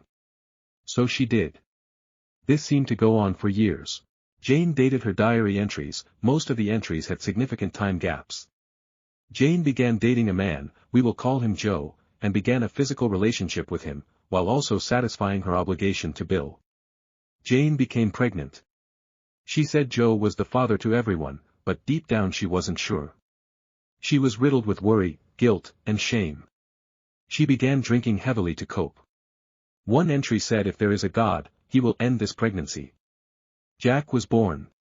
She wasn't happy. Jack looked exactly like my side of the family and shared zero physical traits from Joe. Jane gave Jack our family's last name, not Joe's. Joe essentially disappeared when Jack was a toddler, only to pop in and out over the years. I was shaking by the last entry. I felt lightheaded. I drank some water and my mind started to race. I'm almost certain Jack was Bill's. After many sleepless nights of research, I discovered that FAS and children born from incest share a lot of similarities, except for one. Children born with FAS have very distinctive physical features of the head and face, which Jack did not have. Jack, Jane, Grandma, and my dad have all died. So I can't confront any of them. I am estranged from my other uncles. I have since moved out of the apartment and completely cut off Bill. I don't know what to do. Do I tell? Who do I tell? Should I even do anything? I have off and on bouts of nausea and anxiety about this. I haven't even told my therapist yet. I already have diagnosed PTSD, ASD, and CPTSD, so I've had some recurring dissociative moments, but otherwise I'm okay. But this is huge and I don't know what the next steps are, if there are any next steps. Stories number 26. Wibta if I said the wife and kids of my fiancé's groomsmen cannot come to our wedding. I have a dilemma and need some advice, my friends are a little split. My fiancé 27M for the sake of this I'll refer to him as Toby and I 27F are getting married next year yay and finally XD. My issue is, turns out Toby's best mate married someone I went to high school with Laurel, and they have 2 kids. I don't have an issue if Toby wants him as a groomsman, however I don't want Laurel at my wedding. She wasn't necessarily a bully to me, but made some horrible comments and created a lot of drama for me. The comment that Laurel made that I could never move on from or forgive was, for sake of context, who cares that your mom has MS, I hope she dies from it. At that point in my life my mom had been having a few MS attacks in a short time and was hospitalized for 2 weeks because one was that bad. MS for those that don't know is multiple sclerosis. I know that it can be a controversial issue with guest lists at weddings, and in excluding specific partners. But I don't want her there and don't want my mother to have to be in the same room with her also. I know it has been a long time and some say I should just forgive and forget, but I have a hard time with this particular issue and person. But Toby's mate doesn't know more than Toby's family at the wedding and I don't want him to have to be uncomfortable not really knowing anyone. Also for reference we aren't going to have a huge wedding, under 100 people. So Wibta if I specifically exclude Laurel from coming. Edit. Wow thank you all for the responses and insights. Just to clarify a few things I keep seeing come up. We are about 16-17 when this main incident went down. Closest I got to an apology from her was about a week later when she claimed she only said it because she was on her period. Which to me I thought was a cop-out and no actual apology was made. I only found out a few months ago about the connection. We have been busy working adults and haven't had a chance to hang out socially. Also both of the men are a bit socially anxious so don't hang out much in person. They do talk online though. Also my fiancé has not asked him to be a groomsman yet. He is aware of all of this and doesn't want to put me in an uncomfortable position. Hence asking for some advice before he asks. Stories number 27. I quit on the first day. I started a new job, it was at a retail store. I got hired on the spot because the manager had employees that were quitting every other day. I asked the reason why. She said the old manager just didn't care. I didn't think much to it though I should have. I started working 3 days after my interview. My shift was at 1 p.m. I got there at 12:50 p.m. Once I got there, the manager said, "Sit on this bench, I'll be back." 30 minutes later she comes back, and she clocks me in. Immediately I am put into the shipment department. She told another employee to help me until she finished settling in. The employee barely shows me what I'm supposed to do. She gives me her loads and walks off. She said, "I'll be back." She never came back. The manager comes over and gets on me about the tags being incorrect. I'm like, this is what the employee told me to do. She huffs and walks away. Mind you, the manager was supposed to show me the store and how to work different departments. So I'm standing there in one spot for over 3 hours confused. I'm just putting stuff on the rack because I assumed that's what I'm supposed to do. It's 6 employees at 2 cash registers. I'm the only one on the floor. I'm asking where things are, I'm confused, and the employees are getting annoyed with me. I finished my basket and the manager says, go get a second round. I barely knew how to do the first one. I get to the back, and a lady starts berating me, telling me, where's your trash? You should know to have trash. I said the plastic trash is in the cart. Nobody told me anything about any other trash. I'm so confused. She rolls her eyes and huffs. I said this isn't for me, nobody is training me or showing me the correct way to do things. I got customers asking me questions I can't answer, they're getting annoyed with me. All the employees are laughing and having a party at the cash register. This is too much. I told the manager that this isn't the job for me. I'm not going to stand in one spot for 8 hours just confused and lost. I told her I hope she finds the help she needs, but this is why nobody stays at this job for long. You can't throw someone to the wolves and expect them to know how to survive.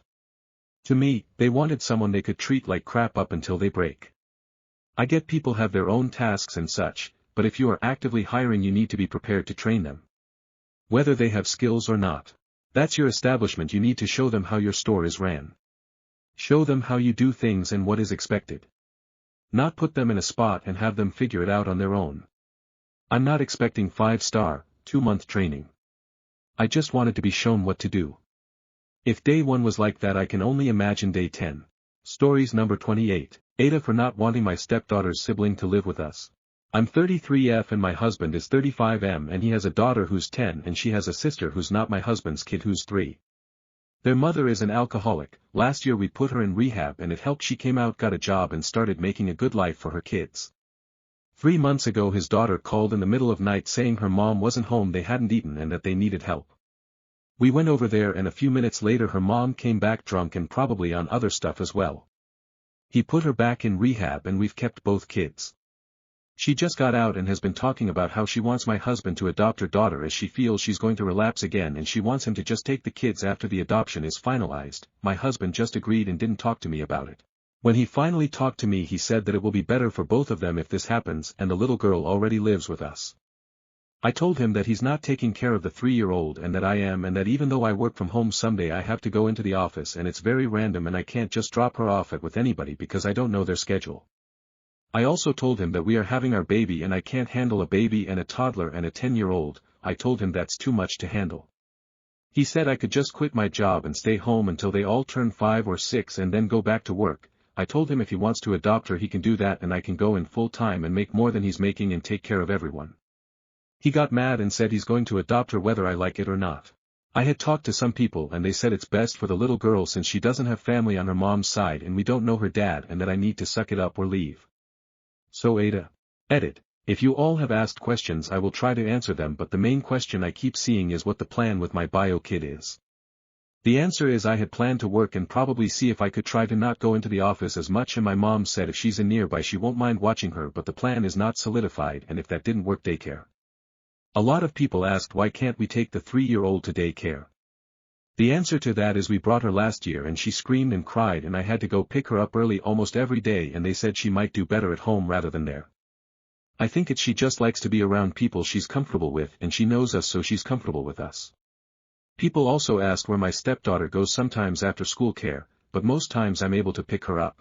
Someone also asked how the 3-year-old called, but to specify she didn't call, it was my stepdaughter who called us. Last thing, the 3-year-old is not my husband's kid, they are different races. Update, Aita for not wanting my stepdaughter's sibling to live with us. So I've returned and I wasted to address a few questions. Number 1, race does not matter to me. I wouldn't care if she was white, Hispanic, Asian, or Indian. The only reason I said that was people kept accusing my husband of being the father. Another thing, yes, I am pregnant. Last thing people kept asking is why our schedule now won't work, and this schedule is temporary, not permanent. If it was permanent I would probably get fired. So I talked to my husband on Saturday and told him that I don't want him to adopt her. Of course he asked why and I told him my reasons. Which are that I've already sacrificed a lot for this child, that I can't handle 3 children, especially with 2 that little and who are probably going to want to be on me, and that this was never a part of the deal. He tried to argue that there was no deal, and I told him there was. When I married him it was supposed to be 1 child that wasn't mine that I was supposed to take care of. He tried to explain that she's young and that she needs us. I told him that I get that, but that he has no plan for what will happen if he gets her. He tried to say I leave my job, but I told him again I'm not doing that. I told him that this would be a real deal breaker for me and that I would be okay helping him get some form of custody of her as long as it won't affect me, and then I would want leave. He tried to say that they will need a mom and what would we do with our baby, and I told him either 50-50 or I get full custody and he can pay child support. He kept trying to say he was just trying to do the right thing and that it feels like I'm punching him for that, and I told him I wasn't, but this would be where I draw the line because I'm not doing or dealing with that. So he asked if I did divorce would I be willing to watch his kids if he were busy, or at least hang out with them, as they are attached to me, and maybe let them come over to my house some weekends. I told him no to watching them, as that would have to be on him to figure out. I said his daughter could come to my house sometimes, but even then. He kept on saying I was punishing him for trying to help, and I told him that it wasn't on him to help, and I understand he feels like he's gotta help her, but I said that she told you she would, you right, and you just said okay and jumped with it and never asked me. Then he went on trying to ask did I even like the little girl, and I told him that I do, but I'm tired of making sacrifices for her and tired of having her clinging on me all the time, and told him that I can't deal with that. He got mad and started yelling, so I left and went by my mom's. He's tried apologizing, but my mother said to not go back as I would be unhappy there, and to leave that on him and I can live with her and until I find somewhere else, as she will be happy to watch my baby all day.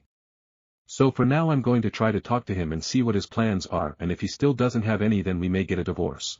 Stories number 29. Aita for calling the police on my husband and refusing to let him back in the house. I 38F and my husband 40M have been together 12 years, married for 7 years. Over the past few years he has gotten more and lazier with helping with things around the house. Today my parents were coming by to visit and I figured we could cut our grass while they were here and they could watch our kids. We have twin toddler girls. He slept on and off most of the day, not unusual on the weekends. He does anything to get out of helping with our kids. I discussed this with them before they came over. They got there late afternoon and it was hot outside. We live in the south and the heat can be exhausting. I was willing to help get it done, so neither of us was out in the heat for very long. After my parents arrived he disappeared and I found him asleep. I woke him and told him I was going to start cutting the yard. He gets mad and says that I am making him look bad and like he isn't capable of doing the yard by himself. We argue and ultimately he said he didn't need my help and cut the yard. The entire time he comes in and out of the house making rude comments and just being rude to me and my family. After they leave he continues to just get more aggressive and angry. He throws pillows, toys, and books at me, calls me names and brings up old arguments, all in front of the kids. I asked him multiple times to leave and he refuses. So I just start to ignore him. After more arguing from him, he gets in my face and shakes the chair I am in, and when that didn't work he threw a pillow at my head. I finally snap and tell him he either leaves or I call the police. He refuses to leave. I call the police and when they are on the way, he decides to leave. They came and spoke with me but ultimately left because he didn't hurt me and he left on his own. He continues to call and text horrible things until he realizes I am not answering. Now that he has calmed down he is messaging me telling me he doesn't feel good, he is dizzy, and sick to his stomach and just needs somewhere in the air conditioning to lay down. He promised to stay in the living room and not bother me or the kids. I told him no, that I didn't feel comfortable with him here, and now he is calling me the asshole for letting him suffer when he doesn't feel good. That because I am a nurse I should be more caring. Even after everything and as mad as I am at him I still feel bad because I don't want to abandon him into this heat in the middle of summer. Aita. Update, I did not let him back in. I locked the garage door so the remotes to it wouldn't work and made sure all doors and windows were locked. I woke up this morning to 2 flat tires. He must have done that before he left. Then while I was trying to air them up with our air compressor, he parked behind me and a family member who helps take my children to daycare, so we couldn't leave to go to work/daycare. He finally moved after I threatened to call the police again. He has been messaging me all day, calling me all kinds of names and threatening to come to my job and have me fired and or deflate my tires again. He also has threatened to plant drugs in my car and have me arrested and to call the police on me and say I hit him so I would go to jail for DA. Needless to say I am going to go see a lawyer this week and figure out my options. The police said they can't make him leave his own home, so it looks like I either have to leave and find somewhere to go short-term or live there with him until I can move. Stories number 30. Aita for backing out of my dad's wedding after what his bride said to me. I 25F was set to be a bridesmaid in my dad's wedding. The best man is going to be my uncle who hurt me as a child. I didn't want to go, but my dad was so heartbroken I decided to go. I texted his bride and asked if my younger brother could go with me for support. She said yes, but that she wished I could remember what happened to me. I said I have complex PTSD and that my memory may not remember, but my trauma responses do I go into psychosis every single time I see him. She then said that she doesn't believe he did that to me, that somebody did, but the way he acts and behaves is making me think it was him, that she's known him her whole life, etc. etc. I backed out of the wedding and now she's mad at me. But the way I see it is, if you don't appreciate the sacrifices, potential psychosis I'm making by being in your wedding, why be there at all? Aita. Update. So I talked to my mom about it and she told me she absolutely believes me and couldn't believe I was going to the wedding in the first place. She said she could never figure out why I hated him so much as a kid and that I started acting out inappropriately around the same time he was released from prison and back in our lives. Thank you to most of the people here in support of me, and to the few that don't, I'll just say there's more to the story that I'm not willing to hash out with strangers on the internet. Stories number 31. Site super demands our tools are properly organized. So we followed his exact instructions. I've been doing construction for 15 years. Our crew of 8 have been working this office complex project together for 18 months, with a good supervisor who was easy to work with and trusted us to do our jobs. The super was in his 60s and was about to retire. The last night we had an awesome night out to see him off after a long career for his well-deserved retirement. The next week his replacement arrived. Derek. Fresh out of construction management school, maybe 24, with exactly one previous job site under his belt. Dude shows up with a clipboard and an attitude. After a week of observing us, which seemed to involve texting back and forth with his girlfriend while commenting on our work, Derek calls a meeting and announces a new rule: every tool must be returned to its designated position immediately after each use. No exceptions. Anyone who's actually done construction knows this is insane. When you're hanging drywall, you use your drill, then your level, then your pencil, then your tape measure, then back to the drill. Putting each tool away after every single use would triple your work time. I tried explaining this. Derek wasn't interested in input from people who'd been doing this since before he was a gleam in his daddy's eye. So we gave Derek exactly what he wanted. Monday morning, we started putting every single tool back in its designated spot after every single use. Installing one outlet box became a 45-minute task. Grab drill, use it, walk back to the toolbox, organize it perfectly. Grab level, use it, walk back, organize it perfectly. Repeat for every single tool. What normally takes 10 minutes is now taking 45 minutes. But our tools were perfectly organized at all times. By Tuesday afternoon, Derek was getting frantic calls about why we were so far behind schedule. He came over, red-faced, demanding to know what was taking so long. Just following your efficiency protocols, boss. Every tool back immediately after use like you said. Derek tried backpedaling, saying he meant when you're done with a task. I pulled out my phone and played back the recording of his speech where he specifically said immediately after each use, no exceptions. By Thursday, the project manager was on site asking why productivity had dropped 75%. When he found out about Derek's tool policy, he looked at Derek like he'd grown a second head. Derek got transferred the following Monday. Our old super came back to fill in until a replacement could be found, took one look at us obsessively organizing tools, and said, "Cut it out, you idiots. We've got work to do." We finished 2 weeks ahead of schedule. Stories number 32. Aita for calling my dad a pathetic loser after he asked me for money at my business party. Hi, so 2 years back, I wanted to start a cloud kitchen delivery brand for Asian fusion comfort food. I'd lined up a small team, had a solid business plan, and even secured loans. But I was about $20,000 short of fully launching. I went to my parents. My mom was immediately supportive, but my dad shut it down, saying they had no money and they have spent all on paying back debts. I was a bit sad but was okay with it as they are ensuring their future and retirement. After 2 weeks my mom showed up at my apartment. She explained everything that happened after our meeting. Turns out my dad lied. My dad secretly invested that money in my cousin's Bitcoin and Ethereum mining startup instead, because he thought it would make him rich faster. My mom was furious when she found out. They had a huge fight. She accused him of choosing his nephew over me. Mom told me that Dad said that cousin's idea makes sense and I was wasting time on food delivery. The reason why Mom believed in my business so much because I had spent an entire year perfecting recipes with my team. I confronted my dad later and asked why he doesn't believe me. He said he believes he would get 10 times on ROI in that mining. Mom was also there with me and she was so disappointed in him, she couldn't believe how Dad was treating his own son. He was cold and said it's just business and he cannot trust my business. Mom felt betrayed and couldn't continue with their marriage. They eventually divorced. My mom later helped me with what savings she had, and I launched anyway. Within a year, my business broke even. Now it's profitable, employs 18 people, and just hit $1 million in sales this year. My profit margin is 20%. Meanwhile, my cousin's crypto venture completely collapsed. He didn't invest in proper rig, had to reinvest again on buying new rig, but didn't take electricity cost and used an old inverter which again cost them so much. My dad lost his investment and ended up broke. We had a big party last week to celebrate the milestone. Drinks were flowing, my team and mom were there, everyone was having a great time. In the middle of it, I get a call from my dad. Didn't know why he called, thought he had called to congratulate but he straight up asked me if I could help him out financially because he's struggling to pay rent. I don't know if it was the alcohol, the timing, or years of resentment, but I lost it. I yelled into the phone, "You're a pathetic loser.